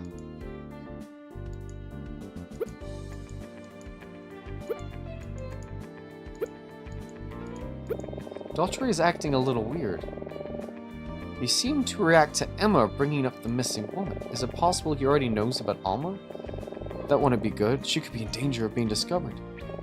Alright, it's risky, but maybe I should just go for it and press him for more info. If he does know something, maybe we might need to warn Martin. Hey, Detective? Is something on your mind? It's just... I just feel like I need to apologize is all.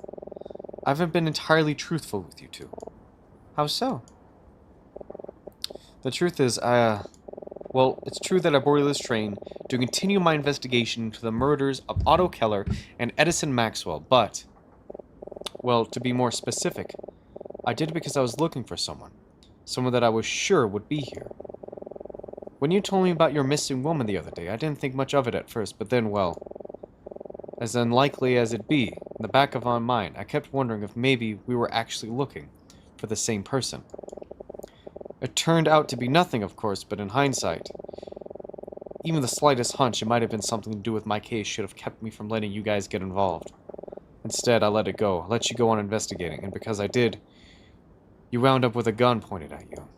God, when I think about what might have happened if it were loaded, if it weren't for someone other than Fisher holding it, this trip would have surely been a failure for me. But it's not because I didn't find what I was looking for. It's because I allowed you guys to get into serious danger, and for that, I'm sincerely sorry. I'm not sure what to say. Detective, if you don't mind me asking, who are you looking for exactly? Oh? Well, alright. I guess there's no harm in telling you that now. As long as you promise not to do anything with this information, of course. We promise. Okay. The person I'm looking for is Otto Keller's wife, Alma Keller. Oh no! Oh no! Oh my god! Oh my god!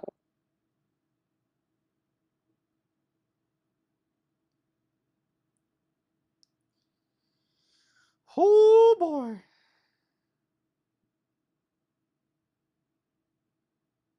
Oh, jeez. Oh, jeez. Things are really not looking good here now, are they?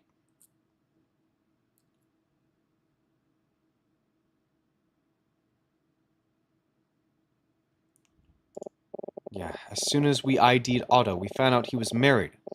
So we had officers go to his house to talk to his wife, but she wasn't there. After I found a train scheduled among Otto's belongings, it occurred to me that she might be fleeing the country for some reason. So I made the impulsive decision to get on board and chase that hunch. The boys back home still haven't found her, but, well, neither have I. So it looks like I was wrong. God, what a waste of time, right? Now I'm gonna go home completely empty-handed. I'll look like such a dope, won't I? I mean, more so than usual.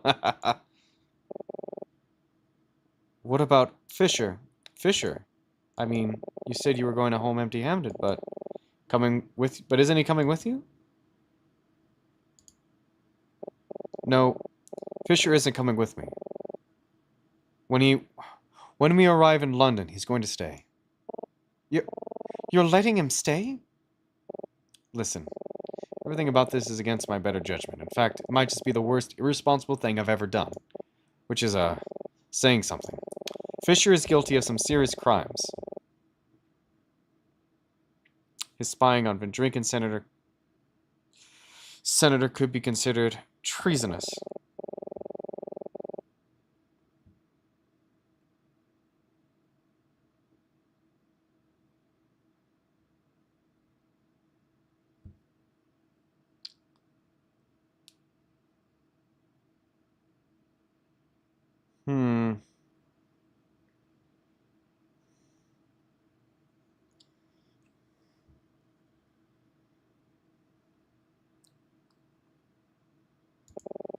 I talked with him at length. He told me everything, and I know this may sound a bit sentimental, but I believe him.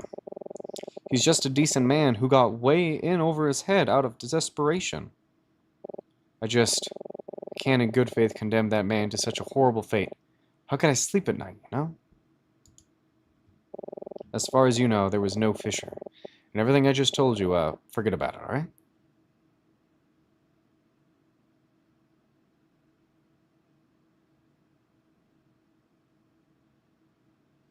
Hmm.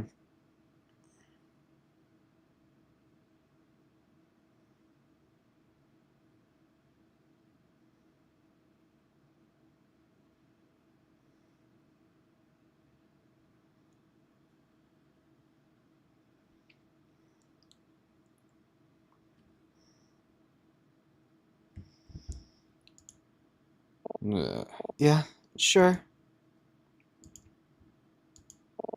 You know, you're a really good guy, Detective. You think so? Well, sure, I may be a good guy, but I'm a pretty lousy cop. Anyways, I'm sorry to have interrupted you two. It's like my ex-wife used to tell me all the time. Nobody likes a third wheel. I'm gonna go back to my cabin and get some rest. It's been a long few days, hasn't it? If I don't see you, well, it's been a pleasure. I wish you both the best. Good luck with your lives.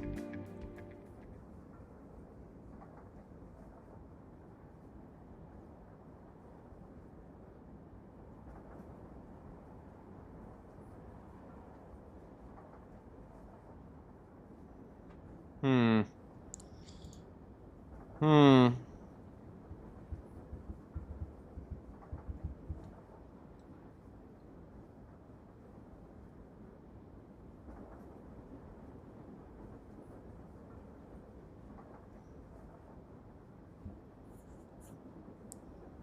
Hmm.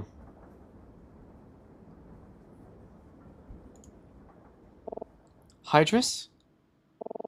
Do you think... Do you think that Professor Martin was telling us the truth? I mean, I don't know. I think so. Why wouldn't he? When I left his room yesterday, I took this. You took the ring back. The ring.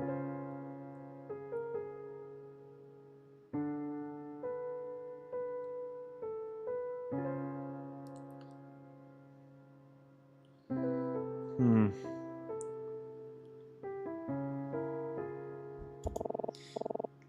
Alma Keller. There's just no way this is a coincidence. Alma is Otto Keller's wife, which is something that Martin didn't tell us. I don't think that he noticed that I took back the ring. I just wanted to have it, you know? Just in case. Just in case what exactly? Martin doesn't seem to trust Detective Daltrey. Do you, Hydrus? I don't know.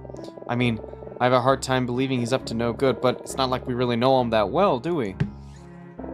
That's true, but after today, I'm not sure I know Martin that well either.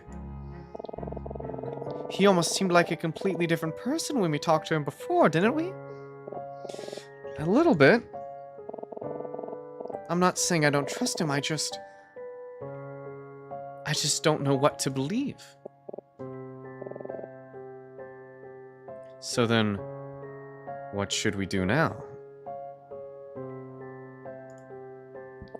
I think there's only one way for us to know for sure what's really going on, Hydrus. I know that Martin wouldn't want us to, but I think we should talk to Alma. Are you sure about this, Emma? I mean, we know she's in the storage car, but we don't even know where to look, really. And what would happen if someone found her? What would happen if Daltrey found her? For all we know, she could be a suspect in her husband's murder. I know, Hydrus, but we'll never know if we don't talk to her. This is pretty reckless, Emma, but I think deep down I know you're right. Okay, let's see if we can find her. We'll talk to her for a few minutes, clear up all our questions, then get out of there before anyone sees us. It'll be fine. We've gone away with more dangerous things than this already, haven't we? Yeah, just like you said, we'll be in and out in no time. Let's go, Hydrus. Go to the storage car. I'm going to the storage car.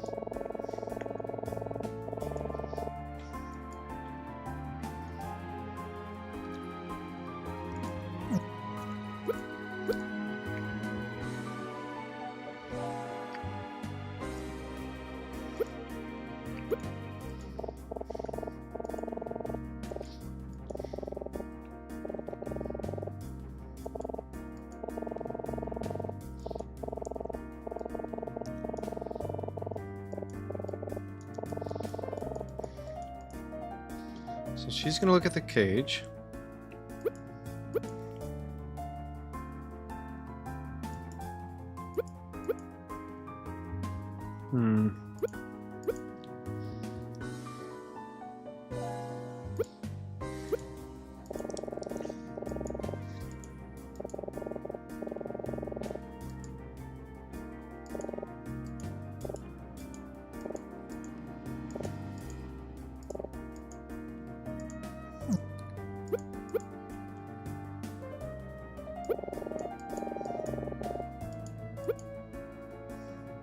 Alright,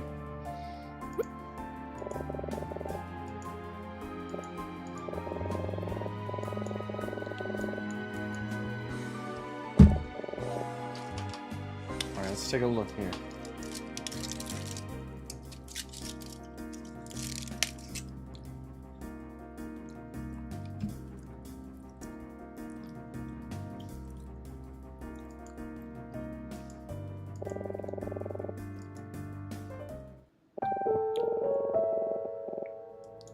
Keyring.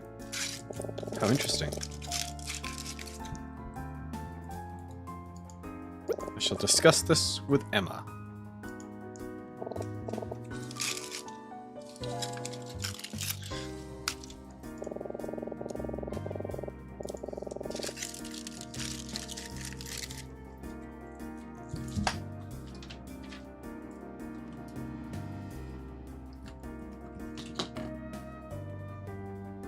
There's a key hanging on the sword hilt of the armor.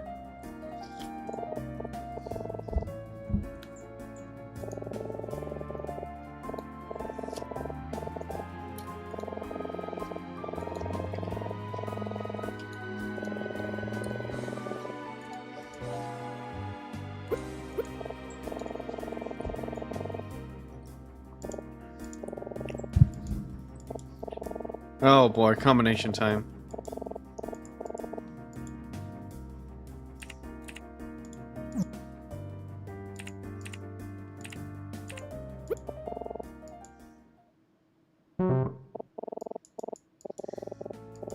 I think I know this.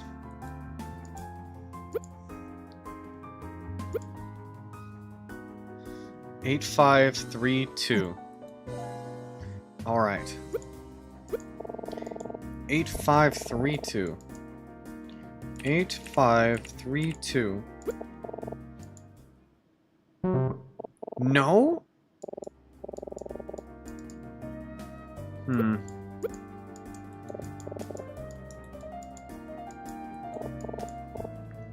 Mama, it's me, Emma. Do you remember me? I don't think she can hear us, Hydrus. Do you think she's hidden somewhere that's insulated from sound? Maybe she's just not awake. I just thought of something. Do you remember what we overheard Vita telling Marty? Like Ace, King, Queen, Jack, in that order. What do you think she was talking about? I don't know, maybe Vita was trying to teach. Ace, Queen... Ace, King, Queen, Jack. Could this have anything to do with they hit Alma? I don't know. Seems like as long as we should review our notes, just to be sure. Alright. Let's review notes, playing cards.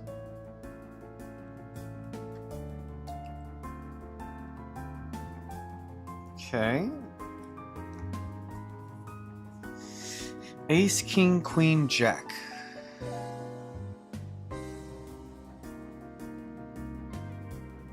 Alright.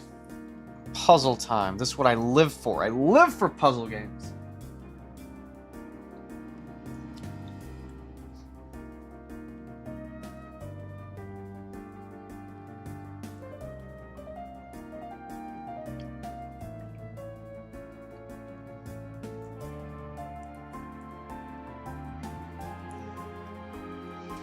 Okay. Maybe, just maybe, now this isn't a guarantee, but perhaps I can solve this puzzle. Okay, so the information we do know. I have a picture of it on my phone that I took previously. It's Ace, King, Queen, Jack, in that order, okay? Don't forget. So Ace will be first. So what do we have here? Ace of Hearts. 3 of Hearts. So we'll put Ace as 3. What's next here? We got King. King of Spades. 8. 8. So King is 8. Next up is Queen. What is it? Queen of Diamonds. 5. So that'd be 5. Okay. Queen of Diamonds. Alright, cool. And then Jack. Jack of Clubs. 2. Okay. This was what I was excited for. I was excited for puzzles. I love puzzles. Puzzles are my jam. Alright. Let's see if this works. I'll be surprised if it doesn't, and then I'll be actually even more excited than before, because that means the puzzle is hard. Like, really difficult. Oh! Yes! Puzzle! Fuck you, sons of bitches! I found your puzzle foul one thing. Yeah, it was nothing special, just a simple bit of deduction, come quite naturally to me. If I'm hyped, I got it. I don't care how easy it was. I'm excited. I'm glad I figured that out. Good job. Now, the cage. Alright, I'm now inside the cage. Alright, let's look around. I don't see anything unusual about the floor. Me neither. Can you see anything in the ceiling? No, I don't think so. There's definitely more room up there than it looks like on the outside, though. Wonder if that's true to the floor, too. Just seems like a normal floor to me. These bars just seem just too narrow to squeeze through. At least I can't. Maybe you could? No, I don't think so, but it's close. But the bars just seems like a normal floor. This door locks with a combination button. We took care of that already. So don't worry, Hydrus. We can't get locked in. That's a relief, but it still feels weird standing in a cage. It's no use, Hydrus. She's too well hidden. Ugh, how can that be? It feels like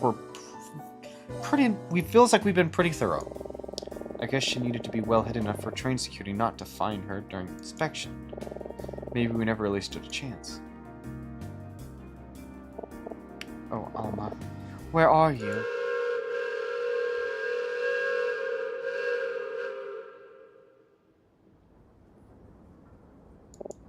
Man, that is loud. Oh, shoot. That scared me so much I dropped the ring. Do you see it on the floor anywhere? Let me take a look.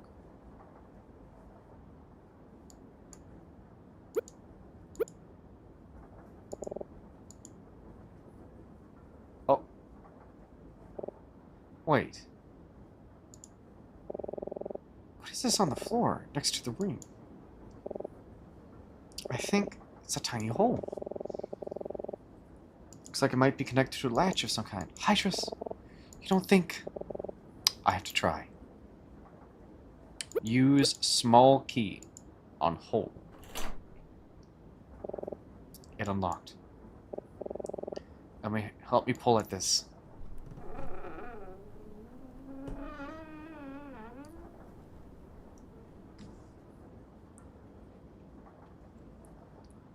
There she is! Alma is real. It's her. It's really her. Alma! Alma, can you hear me? Alma, it's me, Emma.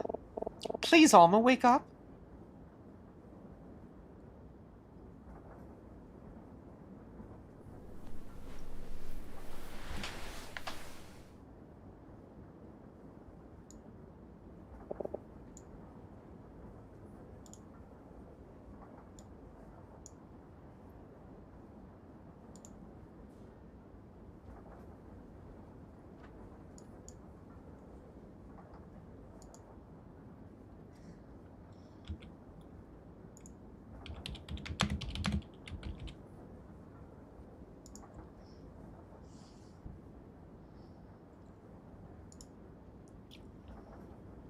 Emma? Emma? Oh, Alma. I found you. I finally found you. Emma. Oh, I'm so sorry. I'm so sorry it took so long.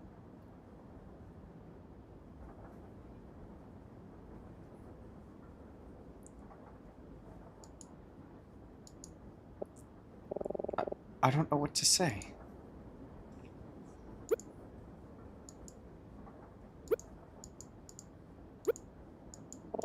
It's nice to see you again, Alma. It's nice to see you too, Emma. I'm sorry that I missed our lunch. How did you find me? I've been looking for you for almost 3 days, ever since Emma told me you went missing. I'm Hydrus, by the way, Emma's friend. It's nice to meet you, Hydrus. Emma told me a lot about you. She did? Hydrus and I searched everywhere for you, talked to everyone we could. I just couldn't make sure you were... I just wanted to make sure you were okay.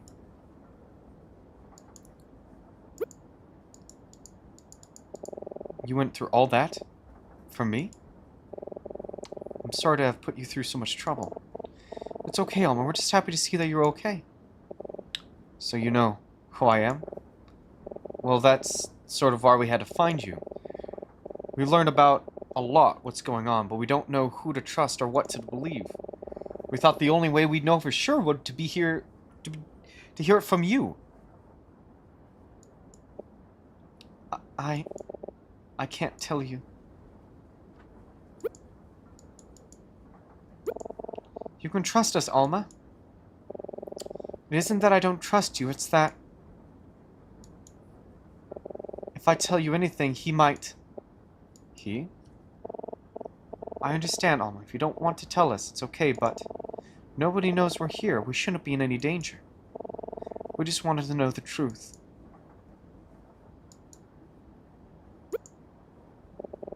What do you know about me? Your name is Alma Keller. Your husband was Otto Keller, a man who was murdered at a hotel 3 days ago. We were told that you were fleeing Vandrika to avoid deportation to your home, Gabrika. We know that your husband Otto worked as a housekeeper for a lawyer named Maxwell, who was killed in his home the same night Otto was murdered at a hotel. And we know that Maxwell is using another Gabrican immigrant to spy on a Vandrinkan senator named Gordon. There's a detective on board who is looking for you. He's currently investigating Otto and Maxwell's murder. We're not sure how all these things are connected, but that's about everything we know.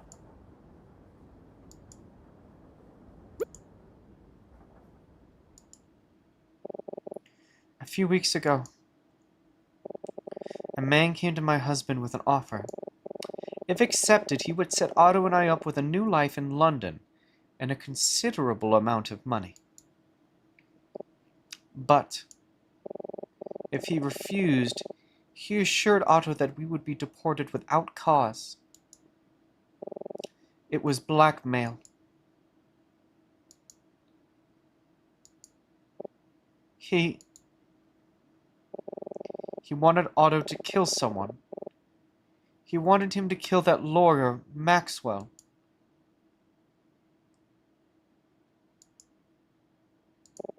That man. That horrible man. Alma. Who was he? He never told us his name, but...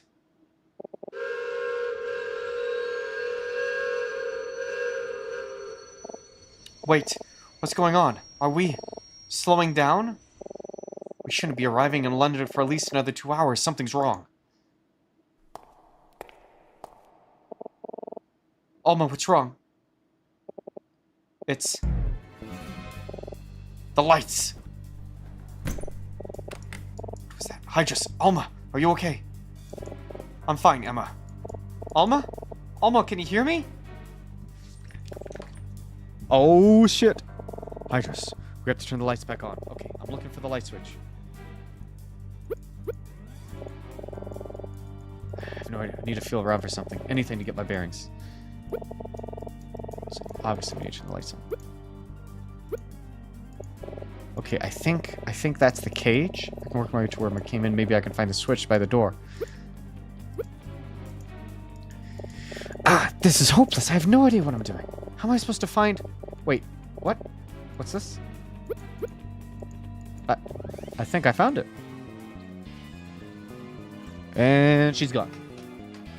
Rip Alma. Almost gone. Oh no! Alma! We have to find her! Quick, let's get over here and check the other cars. She can't have gone far. Emma, I can't get this door open. It won't budge. What? Oh no! The other door is stuck too! Hey, can anyone hear me? We're trapped in here! Hey! Damn. Do you think the man Alma was talking about? The one who blackmailed her husband to murder Maxwell? Do you think it was Professor Martin? Emma, I don't know. It's alright. Let's not jump to any conclusions just yet, okay?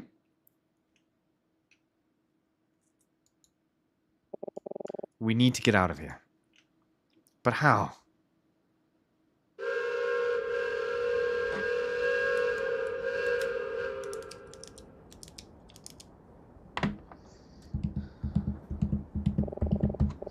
We're moving again. How long has it been? Maybe about 20 minutes since we stopped?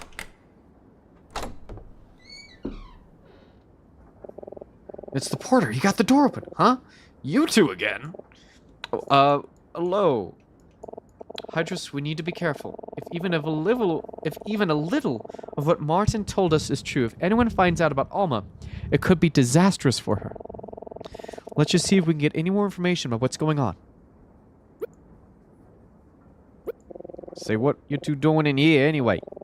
We were looking through some of our luggage when the train stopped. We tried to leave, but the doors wouldn't open. Well, yeah, that makes sense considering they were locked. They were locked? Mm-hmm. A tad strange. Of course, the front door leads to the engine. That's always locked for passengers, but the back should have been open. Geez, I sure am glad I came in here to check. You two might have been stuck until the end of the ride. Who locked us in here?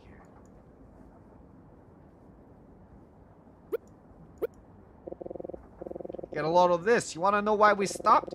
Some joker pulled the emergency brake.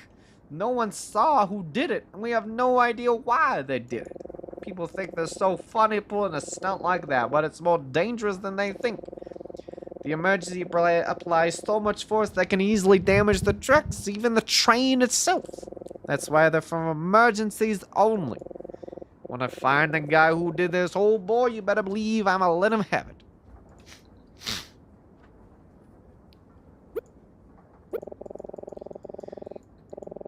There's no question about it. Alma isn't here. What happened to her?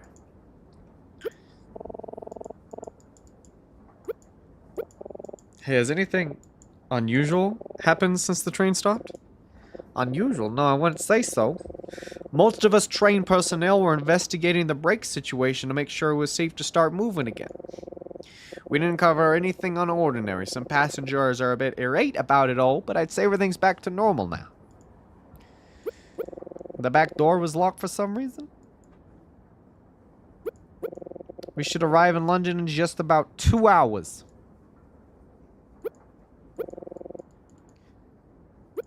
Okay, so someone pulled the emergency stop. Then someone cut the lights to the storage car and locked us in here. And somehow, in the middle of all this, Alma disappeared.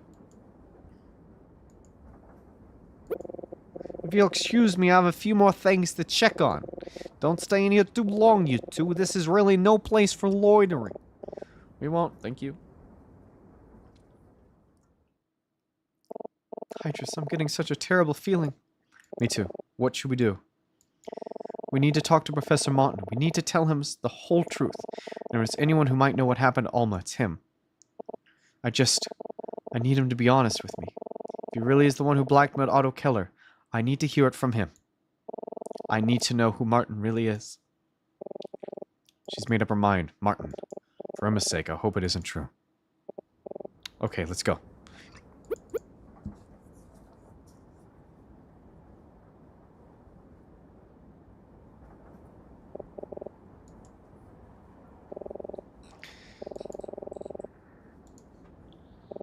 Geez, you two look like you've seen a ghost. Are you alright? Yeah, we're okay. Are you sure? Are you here to see Professor Martin again? Huh? Yeah, your professor came to see me a little while ago and asked if I could meet him in his cabin around this time. I was just before the train stopped. He said he had something he wanted to talk with me about. Do you have any idea what it was? No, he didn't say, but he just wants to follow up on our last conversation. Whatever it is, I'm sure he wouldn't mind you guys being around for it. Why don't we visit him together?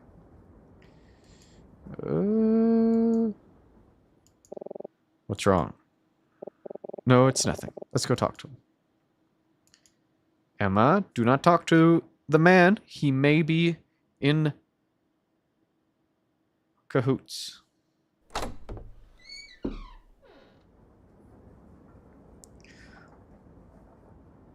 Oh.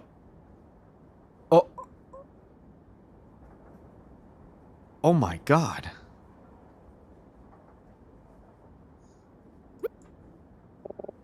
My God.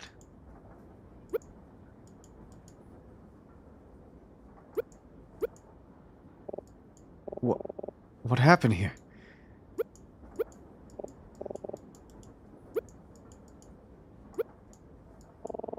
Professor Martin? Is he?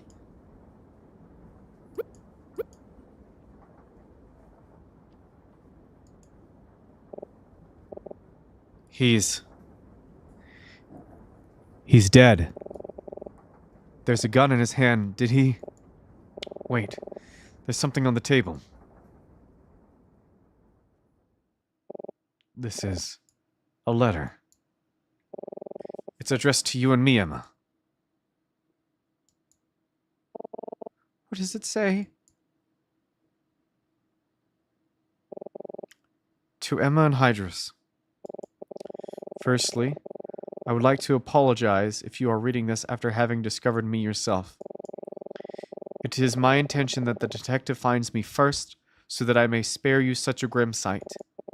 However, I recognize that this is not entirely in my control, and I am sincerely sorry if this hasn't played out in the way I intended.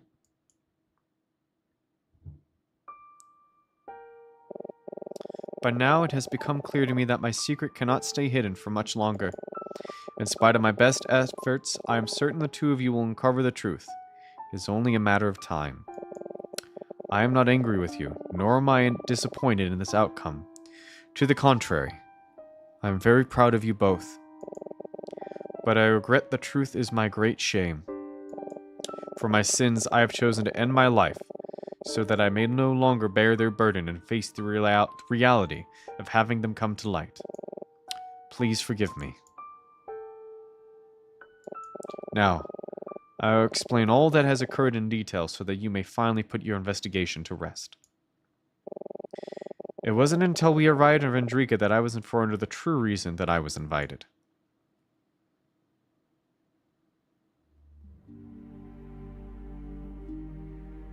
Ooh. When I first met with Senator Gordon, he informed me that a lawyer named Maxwell had discovered a very dangerous secret.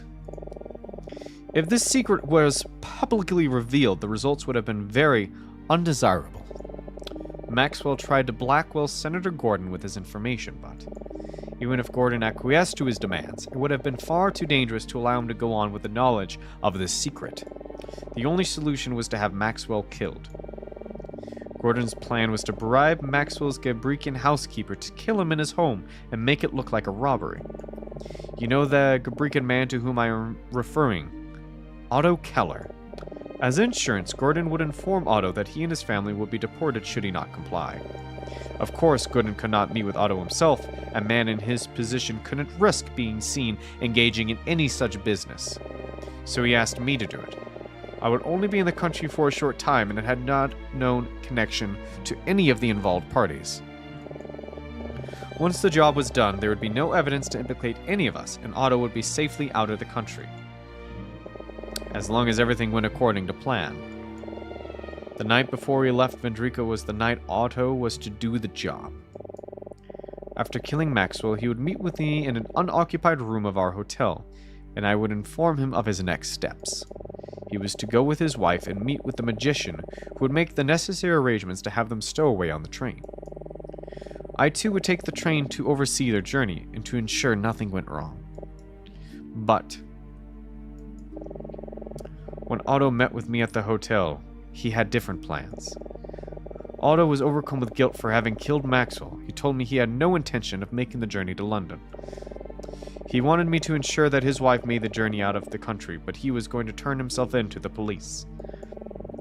He told me he would say it was a robbery. He would say nothing of my involvement or of our arrangement. I sympathized with him in a strong sense of justice, but such a risky plan was simply unacceptable. I told him no. I told him we would finish our arrangement exactly as planned. He protested, so I felt I had no choice but to find a way to convince him. I told him if he didn't comply, I'd have his wife deported at once. I told him that she would never see freedom again. He became angry. We began to argue. He then became violent. I didn't want to hurt him, but I panicked as he approached me, and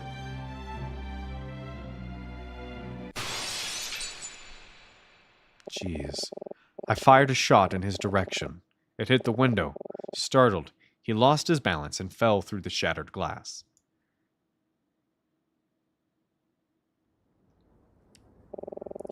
Do you remember what I told you about the Vendrikan Revolution? That I was a university student at the time in which it took place?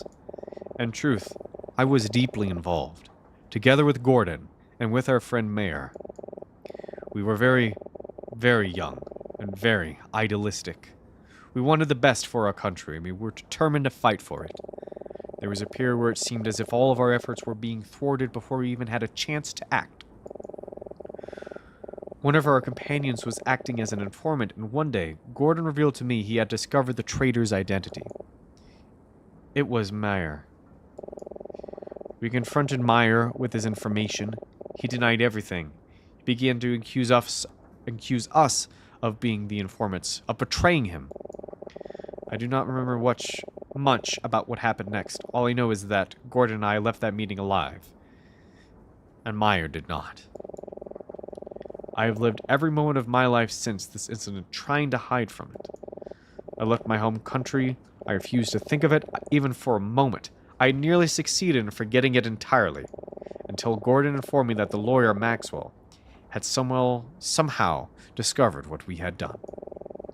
Those who knew Mayer believed he died in an uprising. Gordon and I covered our tracks carefully, but perhaps not carefully enough. Lastly, I would like to talk about Alma, the wife of Otto Keller, and the woman I so shamefully made a widow. The night Otto died, after you went to sleep, I went to his home myself to meet with Alma.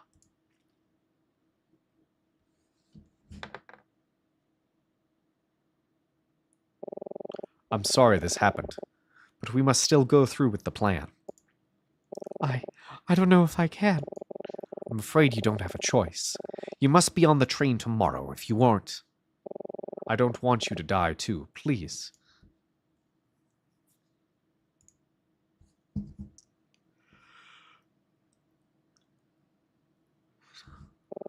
I was determined to make sure that Alma completed her journey, with no interference, to at least allow the woman whose life I destroyed an opportunity to find the freedom in a new country.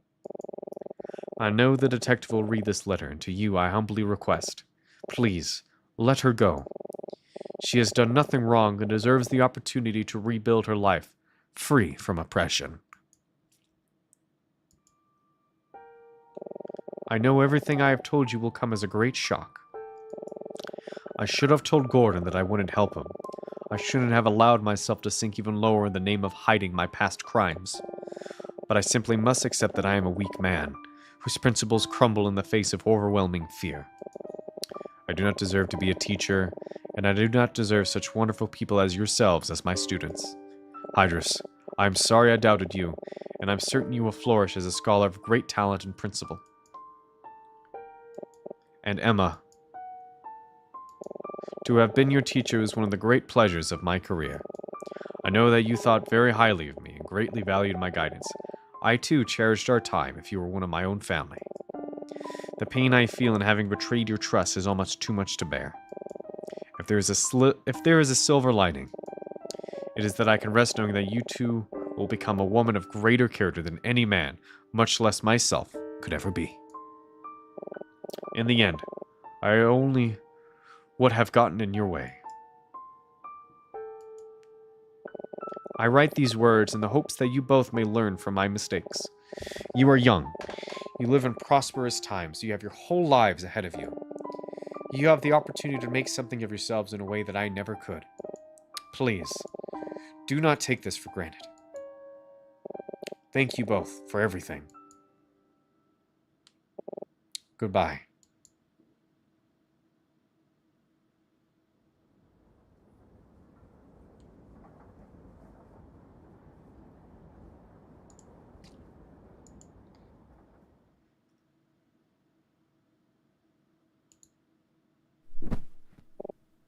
Come on.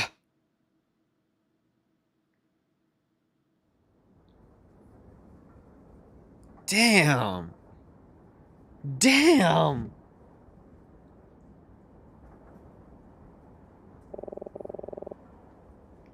Jeez.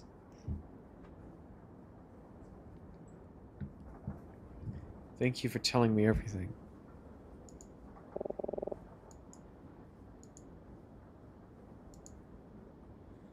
Holy smokes. How are you holding up? I'm okay.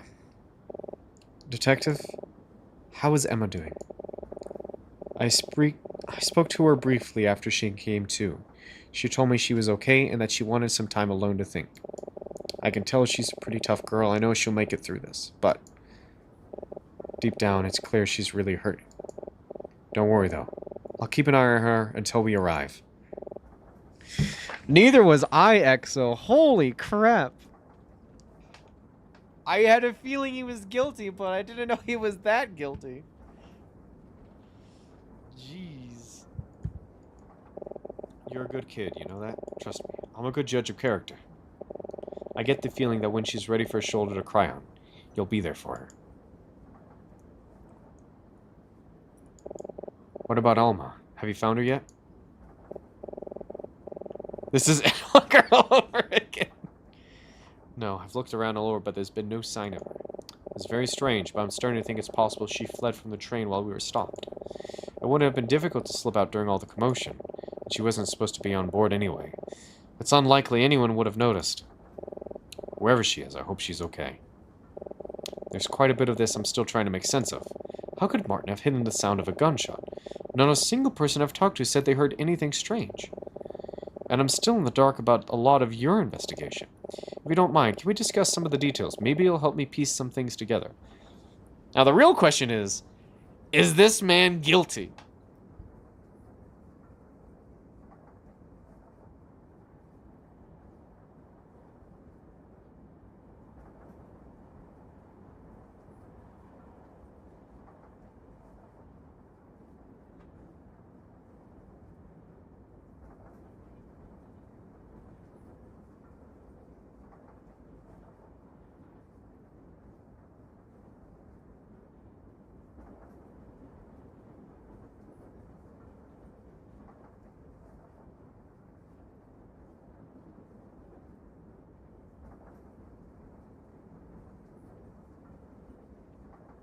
Low key makes sense. I'm pretty sure he may have been killed. I think Daltrey may be guilty. I just don't know how to... Huh. Oh no, it's a review. As soon as you're ready, let's review what we know. Alright.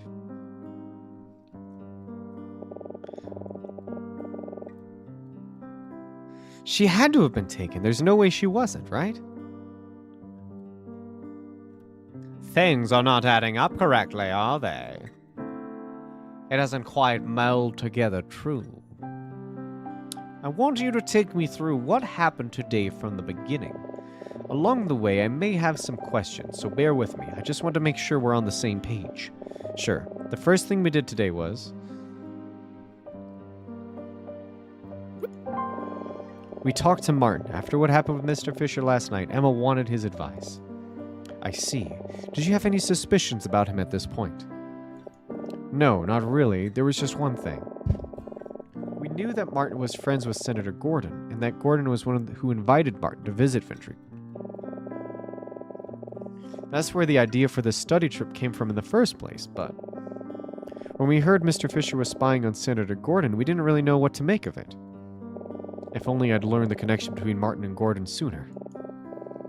Before we left, Martin told us to be careful and that he'd rather us not get involved in anything. I suspect at this point he knew it was only a matter of time before he found out his secret. After that, we decided to go find Mr. Fisher. Fisher, you know, why were you two interested in him in the first place? Well, that's because...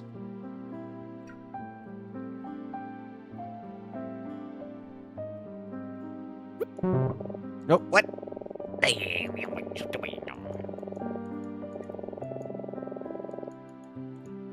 Oh, we mean today. Okay, I was getting yesterday. Okay.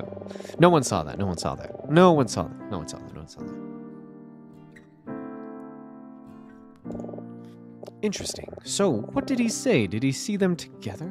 No, he didn't. But he did see something else in the lounge car that morning that raised our suspicions.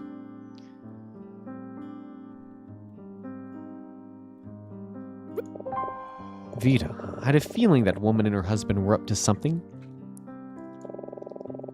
The bartender told us that Vita had gotten a glass of wine, but Fisher remembered it differently. He saw Vita give the bartender money, but leave without a drink. The bartender was very clear with us that 3 drinks were sold, and his cash register confirmed it, so if Vita was one of them then. Yeah, we were able to catch him in a lie and prove that Alma must have had tea with Emma that morning. Oh my god, it's the freaking golfers! Wait a minute! Someone had to stop the train and not only pull the emergency brake, but escape the emergency brake, as well as lock both ends of the cabin door after stealing the girl out. There is no way only one person could have done that. It had to have been 2 people. Those 2 people had to have been the golfers. I think it's the golfers. That is my working theory. The golfers did it. A ring. Yeah. The engraving on the ring said, "To my beloved AK." We didn't know Alma's last at the time, but we knew there was a possibility the ring belonged to her. Fascinating. The bartender never fully admitted anything, but he did give us something that confirmed our suspicions. The money Veda paid him to keep quiet. He gave us the money. Vita paid him, and he wanted to tell us that he changed his mind. Huh, well, this explains why I saw you 2 outside of Vita and Monty's cabin earlier. I could tell immediately that those 2 were suspicious, but I wasn't able to get anything out of them.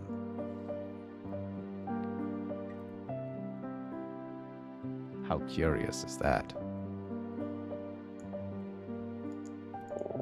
Vita didn't pull any punches. It looks like her comments must have really bothered him. So what happened when you confronted them? It took some effort, but we eventually got Vita to admit that she knew something about Alma. She wouldn't tell us any more, though. We got so close, but she was right about one thing. Even though we knew something was going on, we didn't have any real evidence. But wait, I thought you had Alma's ring. No, we didn't. It had gone missing overnight. Emma had it in her room when she went to bed, but didn't when she woke up. We thought we were finished, but then Martin showed up with the missing ring. After that, Emma and I joined him in his cabin, and he told us everything. Almost everything. He told us he was helping Senator Gordon smuggle Alma out of Vendrika because she was under the threat of deportation. The plan involved hiding her in a piece of Monty's stage equipment in the storage car. Wow, no wonder we couldn't find her. He told us he took the ring so that Emma and I wouldn't get involved. He even said there was someone else he was suspicious of. Me? Yeah, it was hard to believe, but he told us that the Vendrikan police were unsympathetic to Gabrican immigrants, and that if Alma were found, she'd certainly be deported, or worse. I'm ashamed to admit it, but that part is certainly true. That's why I changed my mind about Fisher. I couldn't bring him back to Vendrika, knowing what would happen to him. Yeah. You told us about that when Emma and I saw you in the lounge car earlier this evening. There was one more thing you told us that finally made us suspicious of Martin. Alma's last name. It was Alma Keller. Martin didn't tell us that Alma was married to the man who was murdered 3 days ago, so we knew there had to be more to the story. That's when we decided we needed to talk to Alma herself. She was the only one who could tell us the whole truth. So we went to the storage car to look for her. It wasn't easy, but we eventually found her in a very unlikely place. In the cage. She was underneath the floor with a big cage in a hidden compartment. Unreal. I just can't believe how much you 2 were able to discover. And to think I was all ready to call it quits. God, what kind of detective am I? I'm sorry, don't mind me. Please continue. Alma was reluctant to talk at first, but she trusted Emma, so eventually she opened up to us. She told us about a man who blackmailed her husband, Otto, to get him to murder Maxwell. And just as she was about to tell us who it was, the train came to a stop, and the lights went off. When we finally got the lights back on, Alma was gone, and we discovered someone had locked us in. If it wasn't for the porter coming by and unlocking the door, we might have been stuck there for the rest of the trip. I suppose it was Martin who did all that. Does that mean he's the one who pulled the emergency stop? But why would he? Wait, I think I know why. You do? Yes, think about it. Other than making the train stop, what could he have caused to have been by pulling the brake? To make the whistle blow. Exactly. I couldn't figure out how Martin hid the sound of a gunshot on a crowded train, but the whistle would have provided cover. The whistle always sounds when the train stops and starts. So by pulling the emergency brake, he could predict exactly when it would blow.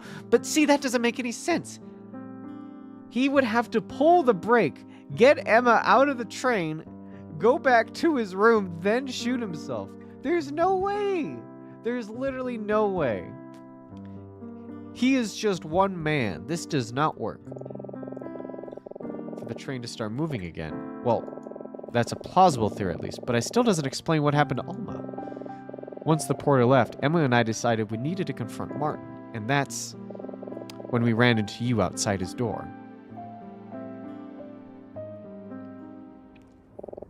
Thank you. I think I have a good understanding of everything now. Maxwell discovered Gordon's dark secret, and as a result was murdered by Otto, who was subsequently killed by Martin. And I guess that just about wraps up my case then. Both murders are accounted for, and both culprits are no longer with us. The only person left to be brought to justice in this whole thing is Senator Gordon.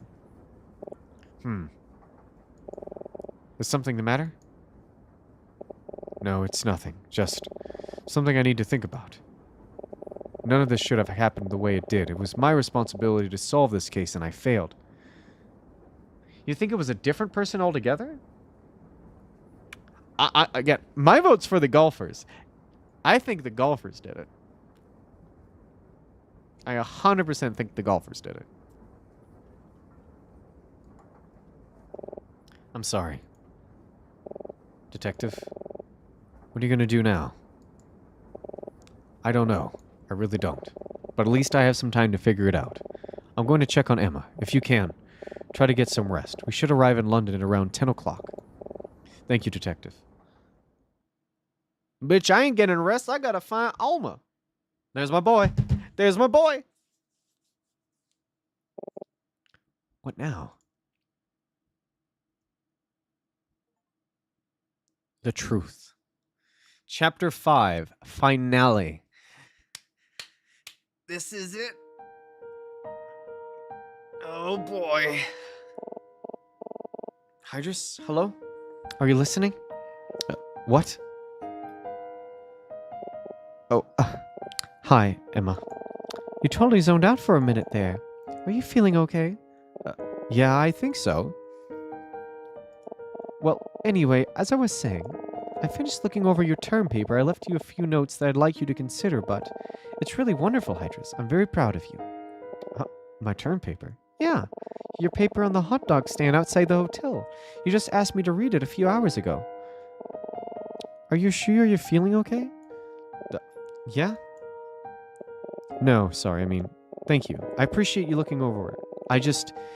I'll check out your feedback a little later. I'll check it out. Great, honestly, I thought you were joking when you told me about it earlier, but you really did some compelling research. I just know Professor Martin is going to be so impressed. Professor Martin. I just can't stop thinking about how great our trip was. I'm so glad I got to do this before I graduated.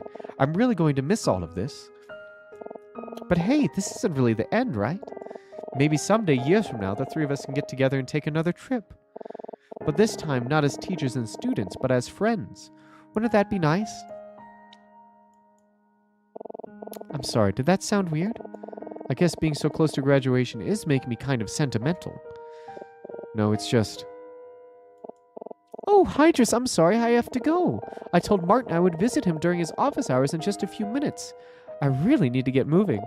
If you have any questions about your paper, let me know. I'll see you later, okay? Yeah, okay. Bye. Wait, Emma. What's up? It's just... I'm really gonna miss you too.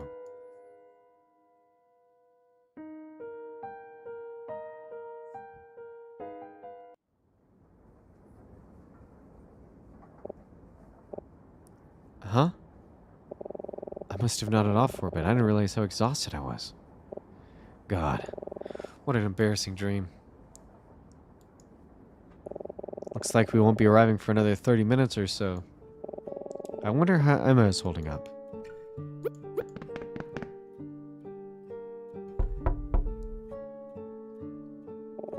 Not here. I wonder where she went. Well, alright, I have some time. Let's do a quick lap around the train and see if I can find her. Closest place to check first would be the lounge car.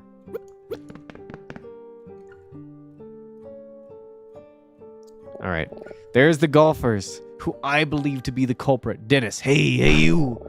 Have you heard the news? Yeah. Have you heard? Somebody on board was murdered. Murder. Can you believe it? Okay. Seeing them like this makes me believe maybe it wasn't the golfers. Maybe they are just silly billies, you know? Maybe they are just little goofballs, little goofy goobers obsessed with golf. And murder mysteries for some reason. Palmer, I don't think he heard me. No, he must not have. Maybe you should try to say it louder. Yes, that will do the trick. Ha ha! Leonidas! Lionheart!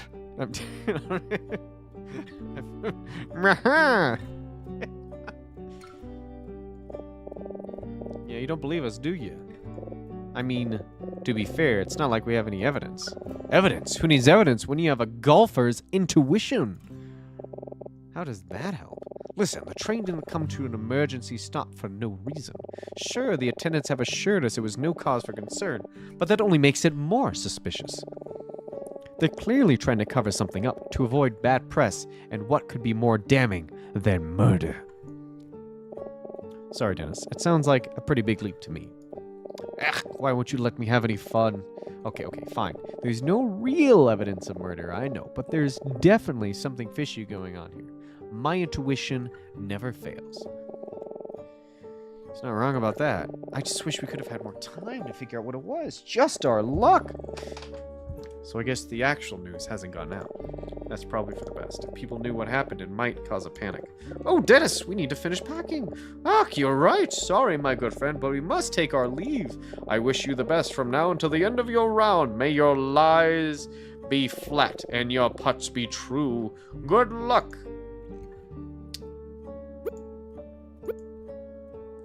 Mr. Fisher. Oh, hello. It's nice to see you again. How are you feeling? Emma, you're looking for your friend? I'm very sorry, but I haven't seen her. If you haven't already, I would ask the bartender. He seems to have a keen sense for what's going on around the train. Everyone on board seems very restless.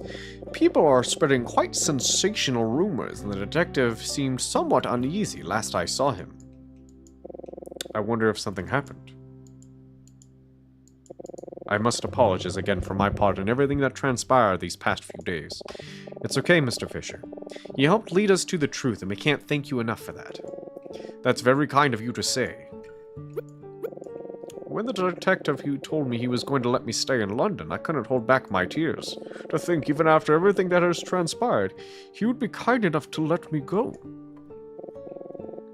Well, it was overwhelming to say the least. But after my excitement settled down, I began to think, and I realized something very important. I have been quite selfish, truly, and as much as I want to see my daughter and her family, I believe I still have work to do. I will be returning to Vendriga with the detective, and when I do, I will confess to all that I have done, and all that I know. Mr. Fisher, are you sure? If you admit the truth, you might be... I know, there will be consequences for my actions, but they're a small price to pay for helping justice be done, and for a clean conscience. It is only after I make up for my part in this ordeal that I can face my daughter. I believe... No, I know I will see her again, and when I do, it'll be as a man worthy of being her father.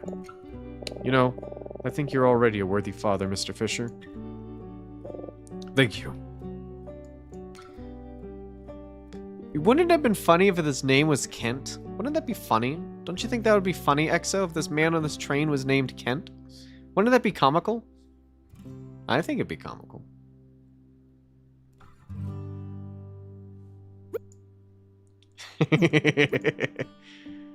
Look, he's even got a death flag, just like Kent. Well. You're back.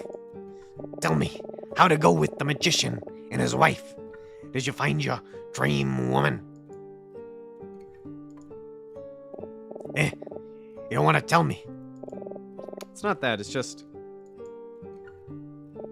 No, it's fine. You don't need to tell me. The look on your face says it all. I can tell you found what you were looking for. But I sense the results wasn't quite what you had hoped would it be. Yeah, something like that. Well, such is life. No, I have not seen your woman. Is it because he's turning himself in?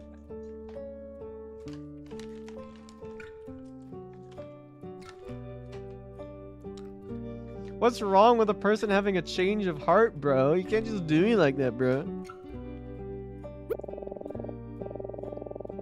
I'll tell you what, she wouldn't have changed her mind. She wouldn't have switched over if you hadn't convinced her with that really good role you did. Imagine how the story would have ended up if you guys had to fight and kill and or get her arrested over in the other place. If you guys didn't end it nicely. Imagine that. Alternate world stuff, you know? You did probably the most insane role. Not even role. You probably did the most insane in-character acting I have ever seen. You roleplayed perfectly. You did the perfect way to convince her.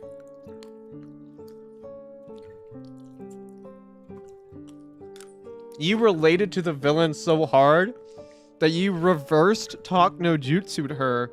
We're not so different, you and I, that the villains normally give to the good guy. You talk no jutsu'd her to become a good person. That's crazy.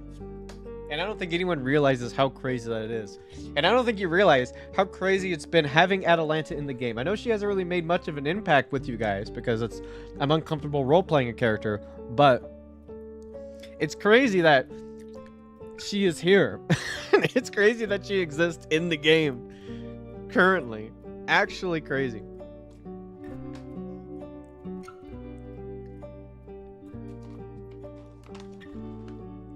And it was worth it.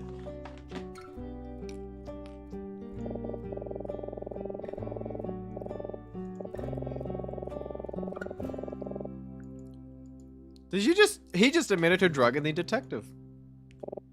Relax, it was a joke. Another the list. I've heard some interesting rumors. If you're curious, I'd be happy to divulge.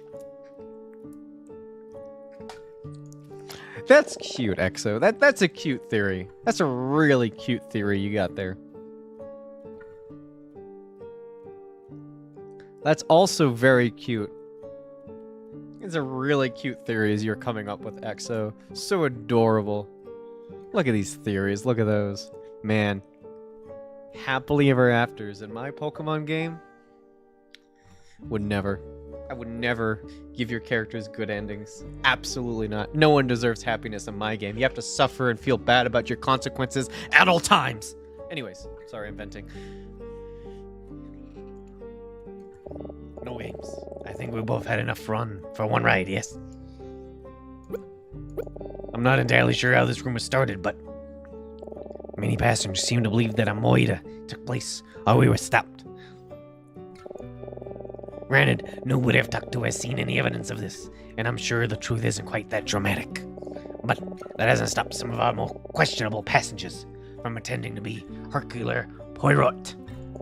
It's very irritating. He's probably talking about Dennis and Palmer.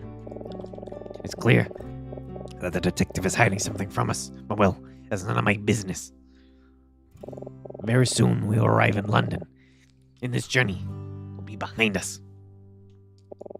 I would suggest that everyone moves on from whatever took place here and prepare to return to their dull, unsensational lives. Exo, let me tell you something. Let me tell you something very important. His death is on the table.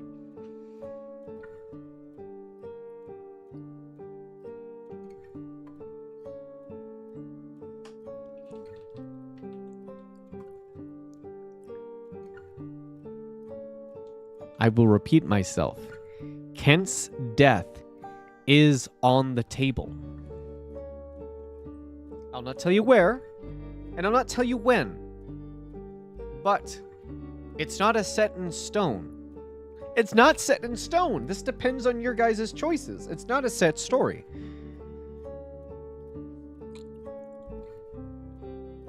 But his death is there. It is a very real possibility that can, in fact, be prevented, depending on what you guys do.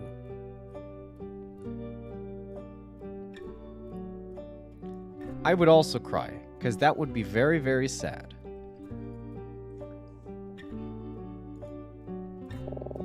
That's my opinion anyway. I think you have the right idea.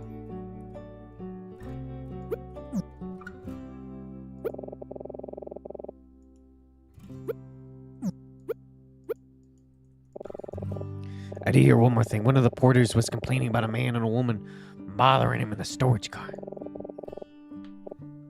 He described the woman as fearsome. Could it be Vita and Monty? I want to find Emma, but I wonder what they're up to. When I'm done here, I should go check it out. To the storage car!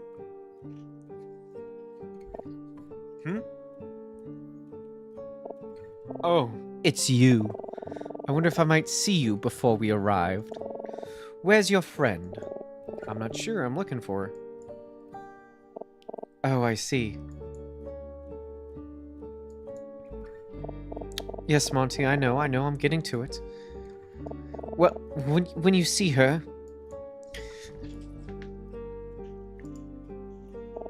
Please tell her that I apologize. And I apologize to you as well. I know I treated you both dreadfully. In my mind, I was only doing everything I could to protect my husband. I involved myself in the scheme for his benefit, but it's only now I can see what a wicked person I had become. So, yes, I am sorry. How was that, Monty? Yo, Monty, smile! Let's go! The short king. Thanks, I appreciate it. You know, I'm really not so bad when you get to know me. Sure, Veta. Yes, we know what happened to your professor. Monty and I spoke with the detective. When he told us what happened, I knew the jig was up. I didn't know I was involving myself with murders. If I had known, No, I should be honest. I knew they were up to no good. I chose to look the other way. I'd have done anything for Monty, even if that meant involving ourselves with dangerous criminals. You understand, don't you? It's only love.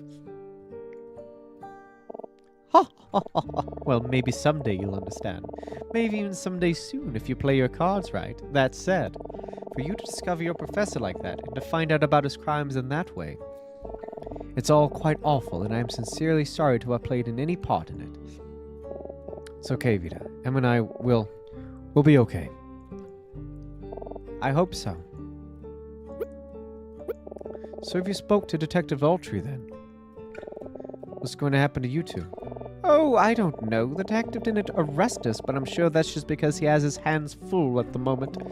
I don't expect to let us off the hook, and I don't intend to be a nuisance for him. Sure, part of me thinks the two of us should just make a break for it once we get to London, but...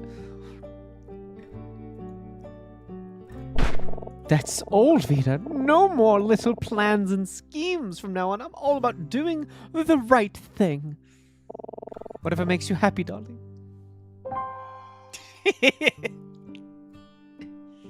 Evil, evil, evil, mean woman. But she loves her short king.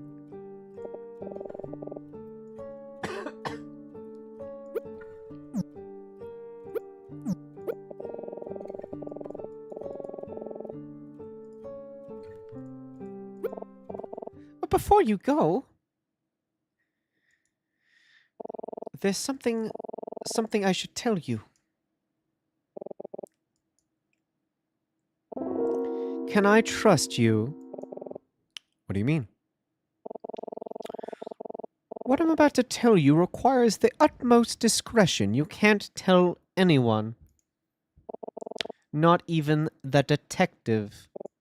Well, alright, I have to know what this is about. Yeah, you can trust me. Good. I have a message for you. A message? I wasn't even sure if I'd get to deliver it, but since you're here, well, here goes nothing. She'd like to speak with you. She? She's hiding in our cabin. The door is locked, but if you knock and say who it is, she'll let you in. Wait, does she mean... That's all I can tell you. After all, The new Vita is supposed to be nothing to hide, right? You'd better hurry, though. We'll be arriving in London pretty soon. Thank you. On my way. And good luck.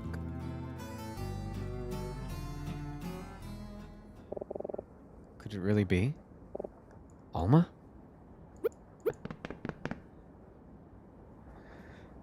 You know, it could be the detective. Oh, hey, just the man I wanted to see. I was on my way to come get you.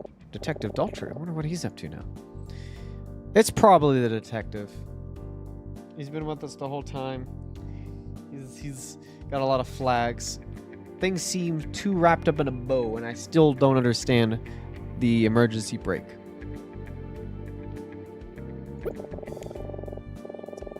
She told me she wanted to talk to you. Oh, that's funny. I've been looking for her. That's just about the only place I hadn't checked. Glad I caught up to you then. Well, we'll be arriving soon, so you shouldn't keep her waiting too long.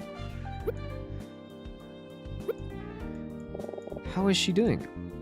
She's okay, but I can tell she has a lot on her mind. I know she's been through a lot, and she has every right to be upset, but even so, I get the sense that something else is bothering her. Call it my detective's instinct. Well, whatever she's thinking, it's none of my business. I'll let you two sort it out. I wonder what's on her mind. You know, I spoke with him for a pretty long time yesterday. I liked him. He seemed like a decent man, passionate about his work and proud of his students. I'll admit, his connection to Vendrika and his presence at the hotel raised my suspicions, but after talking to him, I was sure there was no way a guy like that could hurt anyone. Your professor went through a lot of hardship. This can't be an excuse for inactions, but do you think it's fair to judge someone for how they act in an impossible situation? Situations no person should ever have to endure? I just can't help but wonder, what would I have done in his situation? If I had felt there was no choice, what would you do? I don't know. Yeah, neither do I. What about you, detective? Have you figured out what you're going to do next? Listen, I'm going to be completely honest with you. We may know the truth, but bringing any true resolution to this situation is going to be difficult. What started as a murder ended up as a genuine government conspiracy, and I get the sense that Senator Gordon is the type to have made contingency plans for this exact scenario. Even if Martin were alive to confess, bringing Gordon to justice would have been difficult. Without him, well...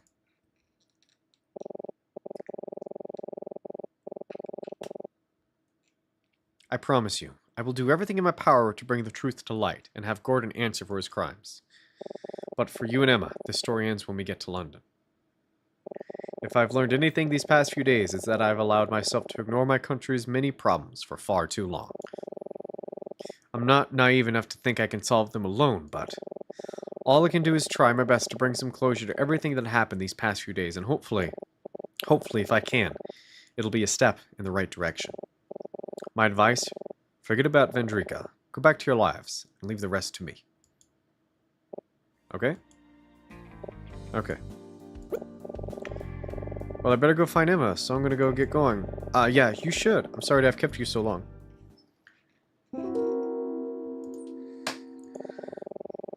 There's that detective's instinct again. You're hiding something from me, aren't you? What? I told Vidka I wouldn't say anything, but... You know, I was really sticking my neck out by telling Fisher I'd let him stay in London. If there was any other stowaways on board, it'd be really hard for me to get away with letting them walk. But I sympathize with them, in spite of what my job asked me to do, you know? My heart sometimes tells me to do the opposite. So, maybe, if there was any other stowaways still on board... Well, maybe it's for the best that I don't know about it. Well, I'm gonna try to get one last drink before we arrive. I'm sure hope the bar is still open. I'll catch up with you and Emma once we get to the station. Sound good? Yeah, that sounds good. Thanks, detective, and good luck with everything. Don't sweat it. Alright, so Emma's waiting for me in the observation car. But first, I need to talk to Alma.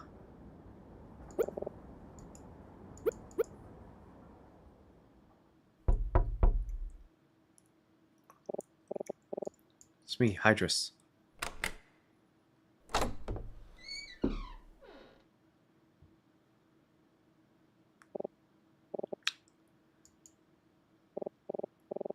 Hello, Hydrus. It's good to see you again. Same to you. Alma, what happened?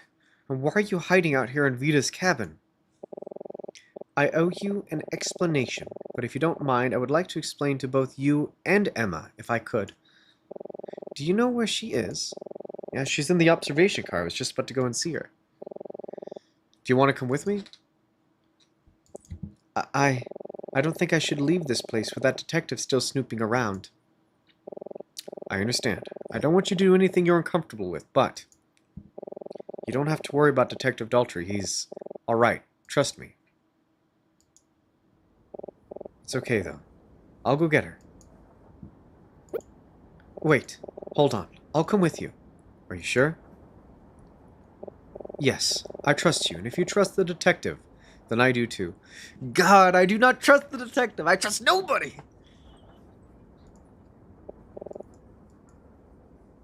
I'm being a fool. Making silly decisions.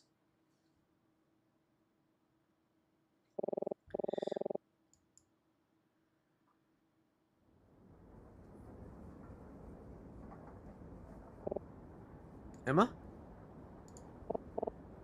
Hi, Idris. How are you doing? I'm alright. I just keep going over everything that happened in my head. I don't know what to think or what to feel. It still just doesn't seem real. Does that make sense? I know exactly what you mean. Hey, Emma, I brought someone with me. She wants to talk to us.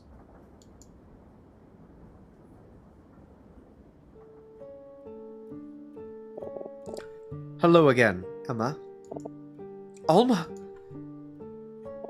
Oh, Alma, I'm glad to see you're okay. When we lost you earlier, I thought the worst. I'm sorry to have worried you so much. This whole time I've been nothing but a burden to you. I feel so guilty. I feel like I owe you both so much. Curtis and I just wanted to do the right thing. We wanted to help someone in need, and we wanted to find the truth. You don't owe us anything, Alma.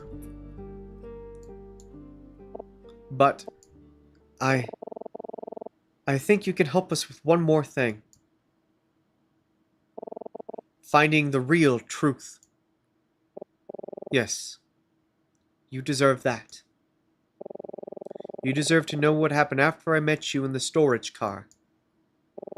When the lights went out, No, that's not what I meant. What is Emma getting at? I don't... Emma, what's this about? There's something about Martin's story that doesn't make sense. It's just a small thing, but I can't stop thinking about it. Hydrus, with everything we know, who do you think killed Edison Maxwell? Maxwell, but that's... We know that already, don't we? It was...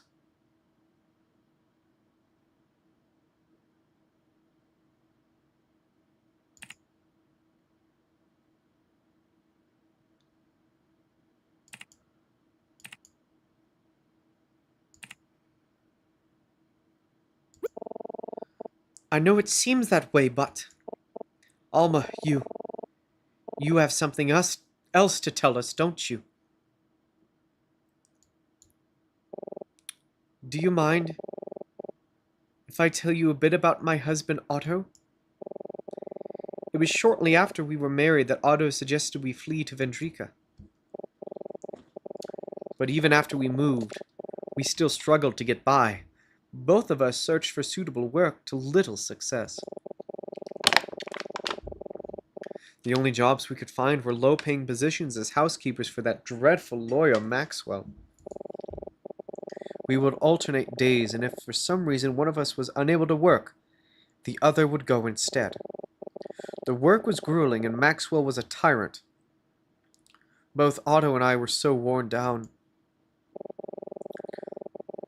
I would often return home late at night and break down in tears, but Otto Otto never complained.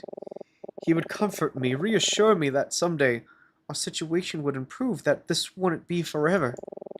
In spite of everything, he believed in Vendrika. He was truly a good man.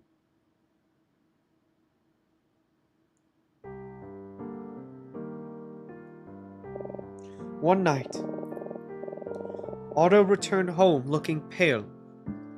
I asked him what was wrong, and he told me that was the night your professor first met with him and instructed him to kill Maxwell. He confessed to me what he had been told. He was beside himself. He didn't know what to do. He thought we should go to the police, but I fear that they would be unsympathetic. And I fear the consequences for us if your professor found out. When the night came that Otto was to kill Maxwell, he was supposed to go to work as normal, but Otto couldn't even get out of bed. He was sick to his stomach. He had decided not to do it. He could never kill a man. He was too good for that. As always, he assured me that everything would be all right, but we both knew this time was different. I was frightened. And then, Otto, too sick to go to work, asked me. He asked me if I would go for him, as I had done many times before. I went to Maxwell's that night. I don't believe he heard me come in the door, because his attention was elsewhere. As I walked in, I overheard the end of a conversation he was having on the phone. It sounded like he was bragging to one of his colleagues. He boasted about how he was blackmailing a Gabrican immigrant he had working for him. He laughed as he told his friend how he threatened to have the man deported if he didn't obey. He was exploiting another struggling Gabrican in the same way your professor was exploiting my husband.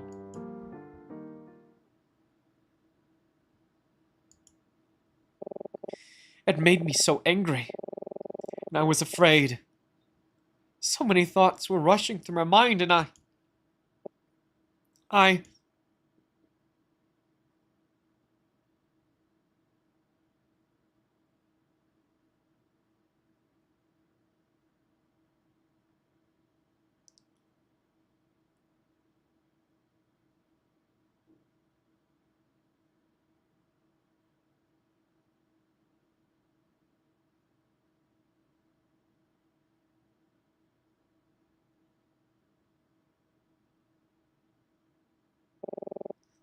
immediately fled and told my husband what I had done. He just looked at me. He looked at me in a way he had never looked at me before. He got up and dressed immediately. He told me he was going to meet with your professor as originally planned, as if he had completed the job. He left, and that was the last time I ever saw him.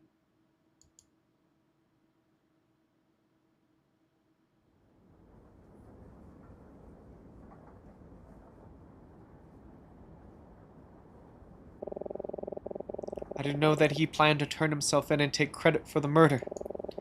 I suppose this was his way of accepting responsibility for what I had done. It was only later that I found out he intended to have me travel to London alone.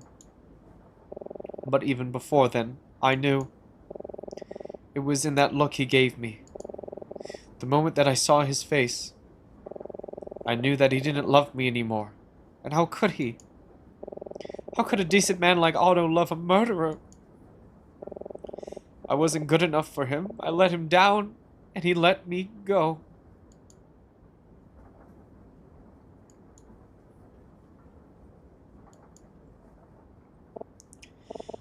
That isn't true.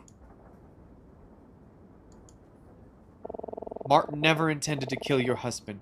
He said so in his letter. They had an altercation at the hotel, but it wasn't because Otto decided to turn himself in. It wasn't because Martin... It was because Martin threatened you.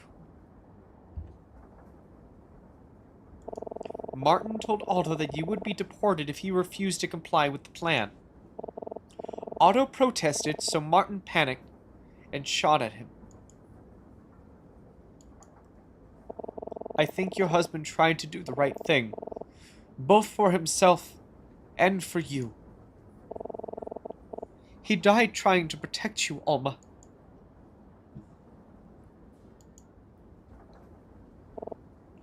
Hydrus, I think you have something that belongs to Alma, don't you? Yeah, that's right. This is... You found this in Vita and Monty's cabin. It's your wedding ring, isn't it?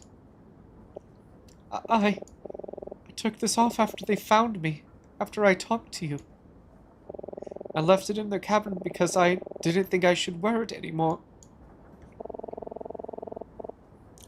It's because of this ring that we found you, Alma. We knew it was yours because of the engraving. To my beloved, Alma Keller. Your husband loved you, Alma, until the very end.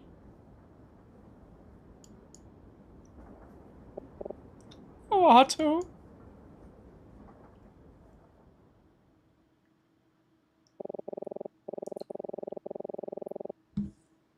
When the lights went out, your professor immediately grabbed me and took me back to his cabin.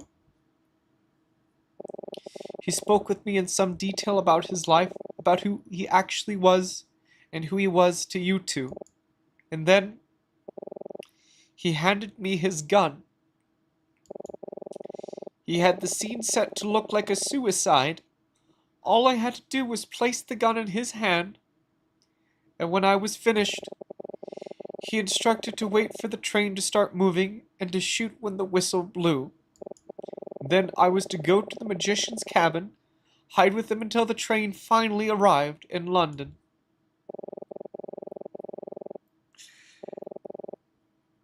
I suppose this was how he could make amends for Otto's death, allowing me to take revenge.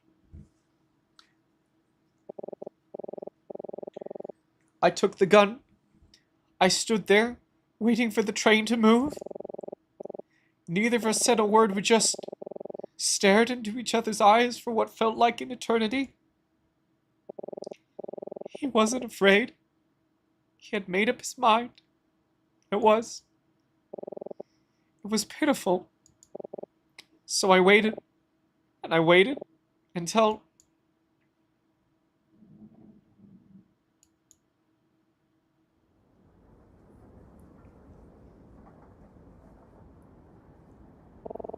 Jesus Christ. It's alright, Alma. You don't have to tell us anymore. I don't blame you after what he had done to you. I'm sure I'd have done the same. Man, that's rough. That is so rough. Emma, please don't get the wrong idea. I don't blame you for thinking like you do. After all, what I've done is something I'll have to live with for the rest of my life. But I didn't kill your professor. After some time had passed, I handed him his gun, and I left.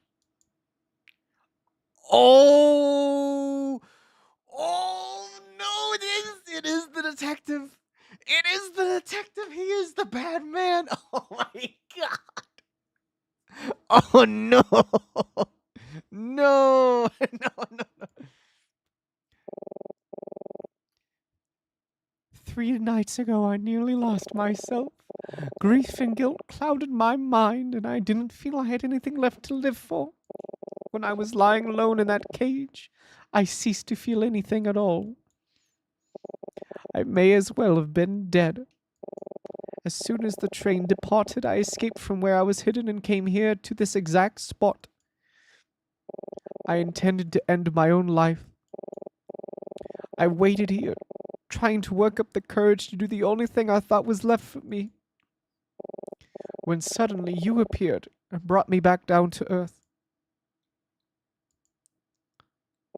You helped bring my humanity back to me. And I wasn't about to lose it again for something as horrible as revenge. You're a special girl with a good heart. I sincerely hope, in spite of everything, I sincerely hope your spirit isn't broken.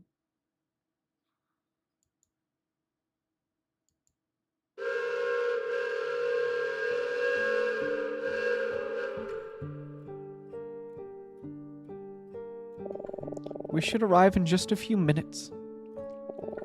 I'm going to return to the magician's cabin. If you want to tell the detective about me, I won't stop you. Alma. I'm glad we found you, and maybe someday we'll come back to London and find you again. Does that sound good? I'd like that. Thank you. Goodbye. See you later, Alma. You have no proof that I'm crying. You have none. There's nothing that proves that I'm currently shedding tears of pain and sorrow. Absolutely none. You have nothing. You have nothing on me. Ain't got no proof. I'm hidden behind my VTuber skin.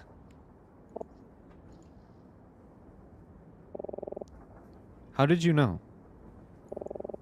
How did you know that Alma killed Maxwell? There was an inconsistency between Martin's description of Maxwell's death and Daltrey's. Thinking about it, Hydrus, do you remember? What was the inconsistency? Let me think.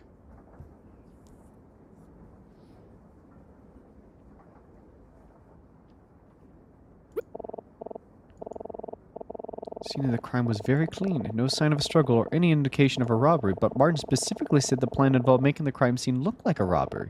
Otto could have made a mistake, but under the circumstances, I couldn't shake the feeling there was another explanation. That's when I realized the murder might not have been committed by someone who knew only part of the plan. The part that involved killing Maxwell. That left only one person.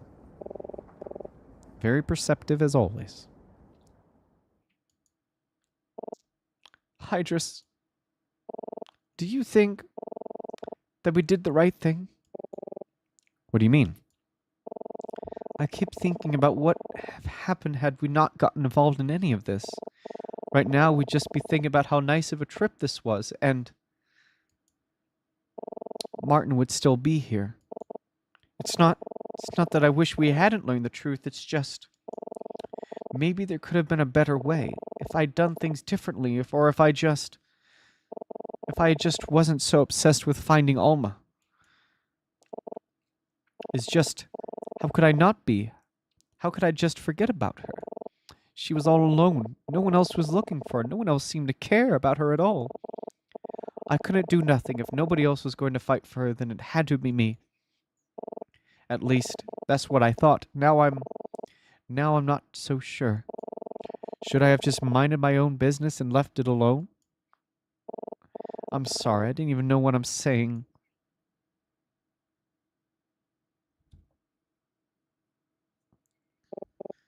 Hey, Emma. Can you tell me something? Why did you want to come on this trip? What are you doing now, Exo? Who are you inserting in? Who is Vincent being inserted in now?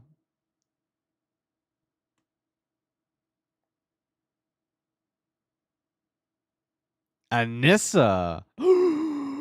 Oh, Anissa has come to play. Look at that. Anissa joins the fray. Smash character. Anissa railroads in. No, that'd be Ken. Anissa doctors in. Yeah, that's it. That's her Smash Bro intro.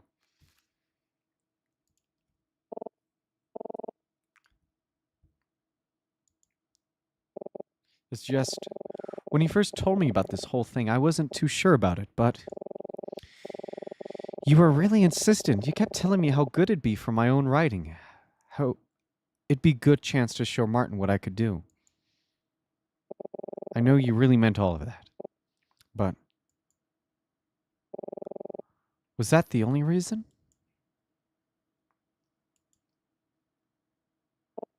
No, of course it wasn't. I was nervous about traveling overseas for the first time, and I didn't want to. I mean, I knew I'd be safe with Professor Martin, but I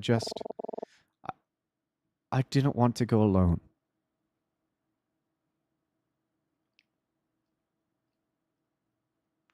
Oof. Oof. So what you're saying is you would do anything to see your dad again, huh? Anissa would do anything to see her dad again, huh? Do I have that in writing? Exo, do I have that in writing? Oh my god, I have it in writing. It's in my Twitch chat. That is very good to know. That is very good to know.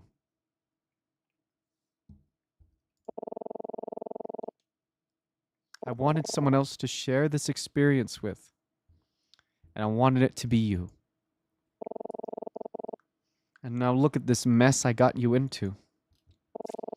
You must think I sound pretty pathetic.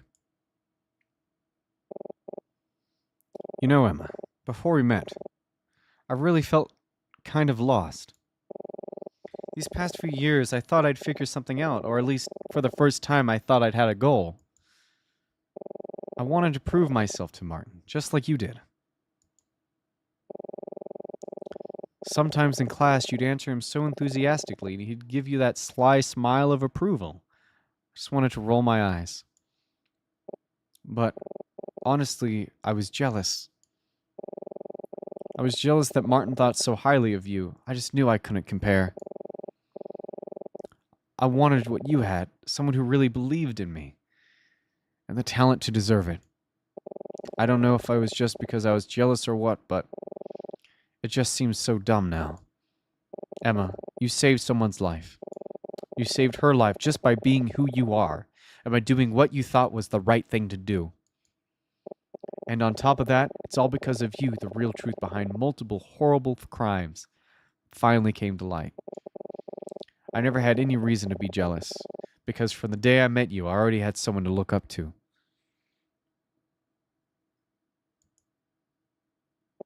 I think you did the right thing, and I'm glad I was here to help you do it. And both Alma and Martin were right about you. You really are a remarkable person, Emma. I'm glad to have you as a tutor and as a friend. Aww. Aww. Aww. Thank you, Hydrus. And Hydrus, don't think that just because of all this you can skip writing that term paper. Martin isn't here anymore, so it's my responsibility to make sure we finish the study program. And I won't take no for an answer. I want this to be the best essay you've ever written, okay? Look how they animated her biting her lip. Oh, that is heartbreaking. Don't worry. It will be. The best hot dog stand paper you'll ever damn see. Good. I can't wait to read it.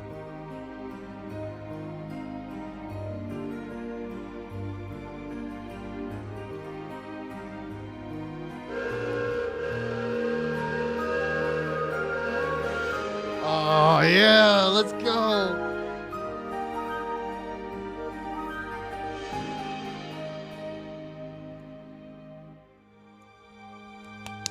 This is what we came to see. This is it. This is what we wanted, boys.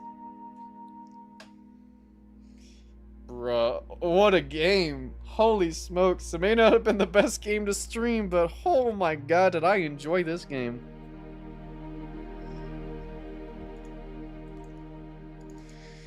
They are still hugging. There we go.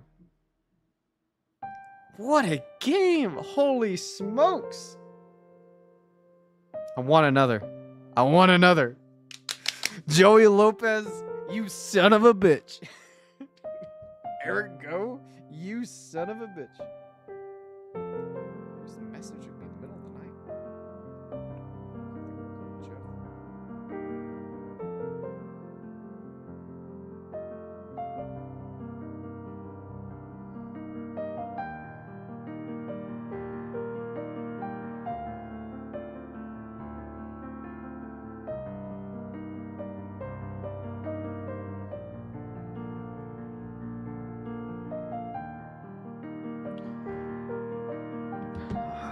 Man, that's gotta be so rough.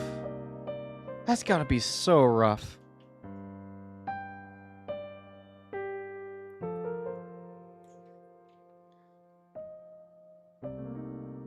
She is traumatized as hell. Yeah, she is. Oh my goodness. But she's a very strong, independent woman. You saw her bite her lip. You saw her bite her lip. She was all like, she was determined.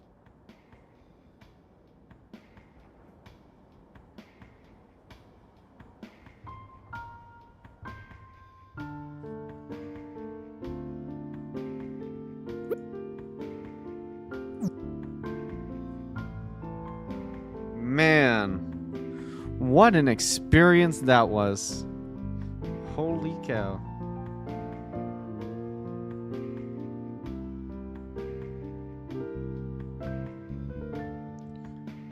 Were you here for the full experience, EXO? Were you here from the beginning and the end and the middle parts? What a game. What a game. I will say, besides the ending of that cute little dialogue of her biting her lip, being super, super brave, and all, I love it when characters are I love it when characters are faced with the most depressing shit, but their sheer force of will, they choose to be happy. It is the most gut-wrenching thing to see someone be happy, and even though everyone thinks they shouldn't.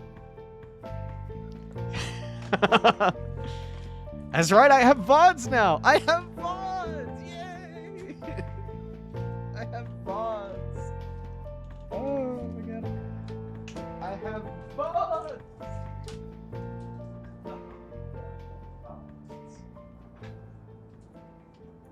But other than the ending, my favorite part was solving the puzzle. It sucks it was only one puzzle. That was my favorite part, was solving that puzzle. It wasn't much. It didn't give me a lot of information, but I'm glad I figured it out. Because I was like, oh, the numbers I saw, took note of, and then the order, then like cross-reference the order to like the diamonds and the kings and the aces, jacks and spades, just to get the right numbers. It wasn't a difficult puzzle, but I was happy that I figured it out. It made me feel cathartic. And man, this game was really good. This game was really good.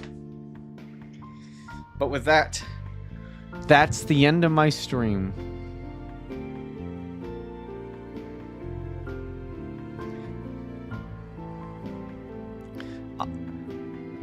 An Undertale meme. What's Undertale? I've never played Undertale. Despite everything it's still... I've heard that phrase. I have, in fact, heard that phrase. That's what people keep telling me, is that I should. But who plays Undertale in 2025? Not me. No, not me, no. My next game is different. My next game is a rhythm game. I'm gonna be playing Unbeatable. No, not me. You can't point your finger at me. No. I'm playing Unbeatable. It's a rhythm game. I gotta play that. I gotta post about my experience on this game, though. It'll be fun. It'll be on stream. It's gonna be a very music-oriented stream. It'll be great, probably, hopefully, maybe. For me, maybe you less so. But I mean, the good news is, it gives you time to draw.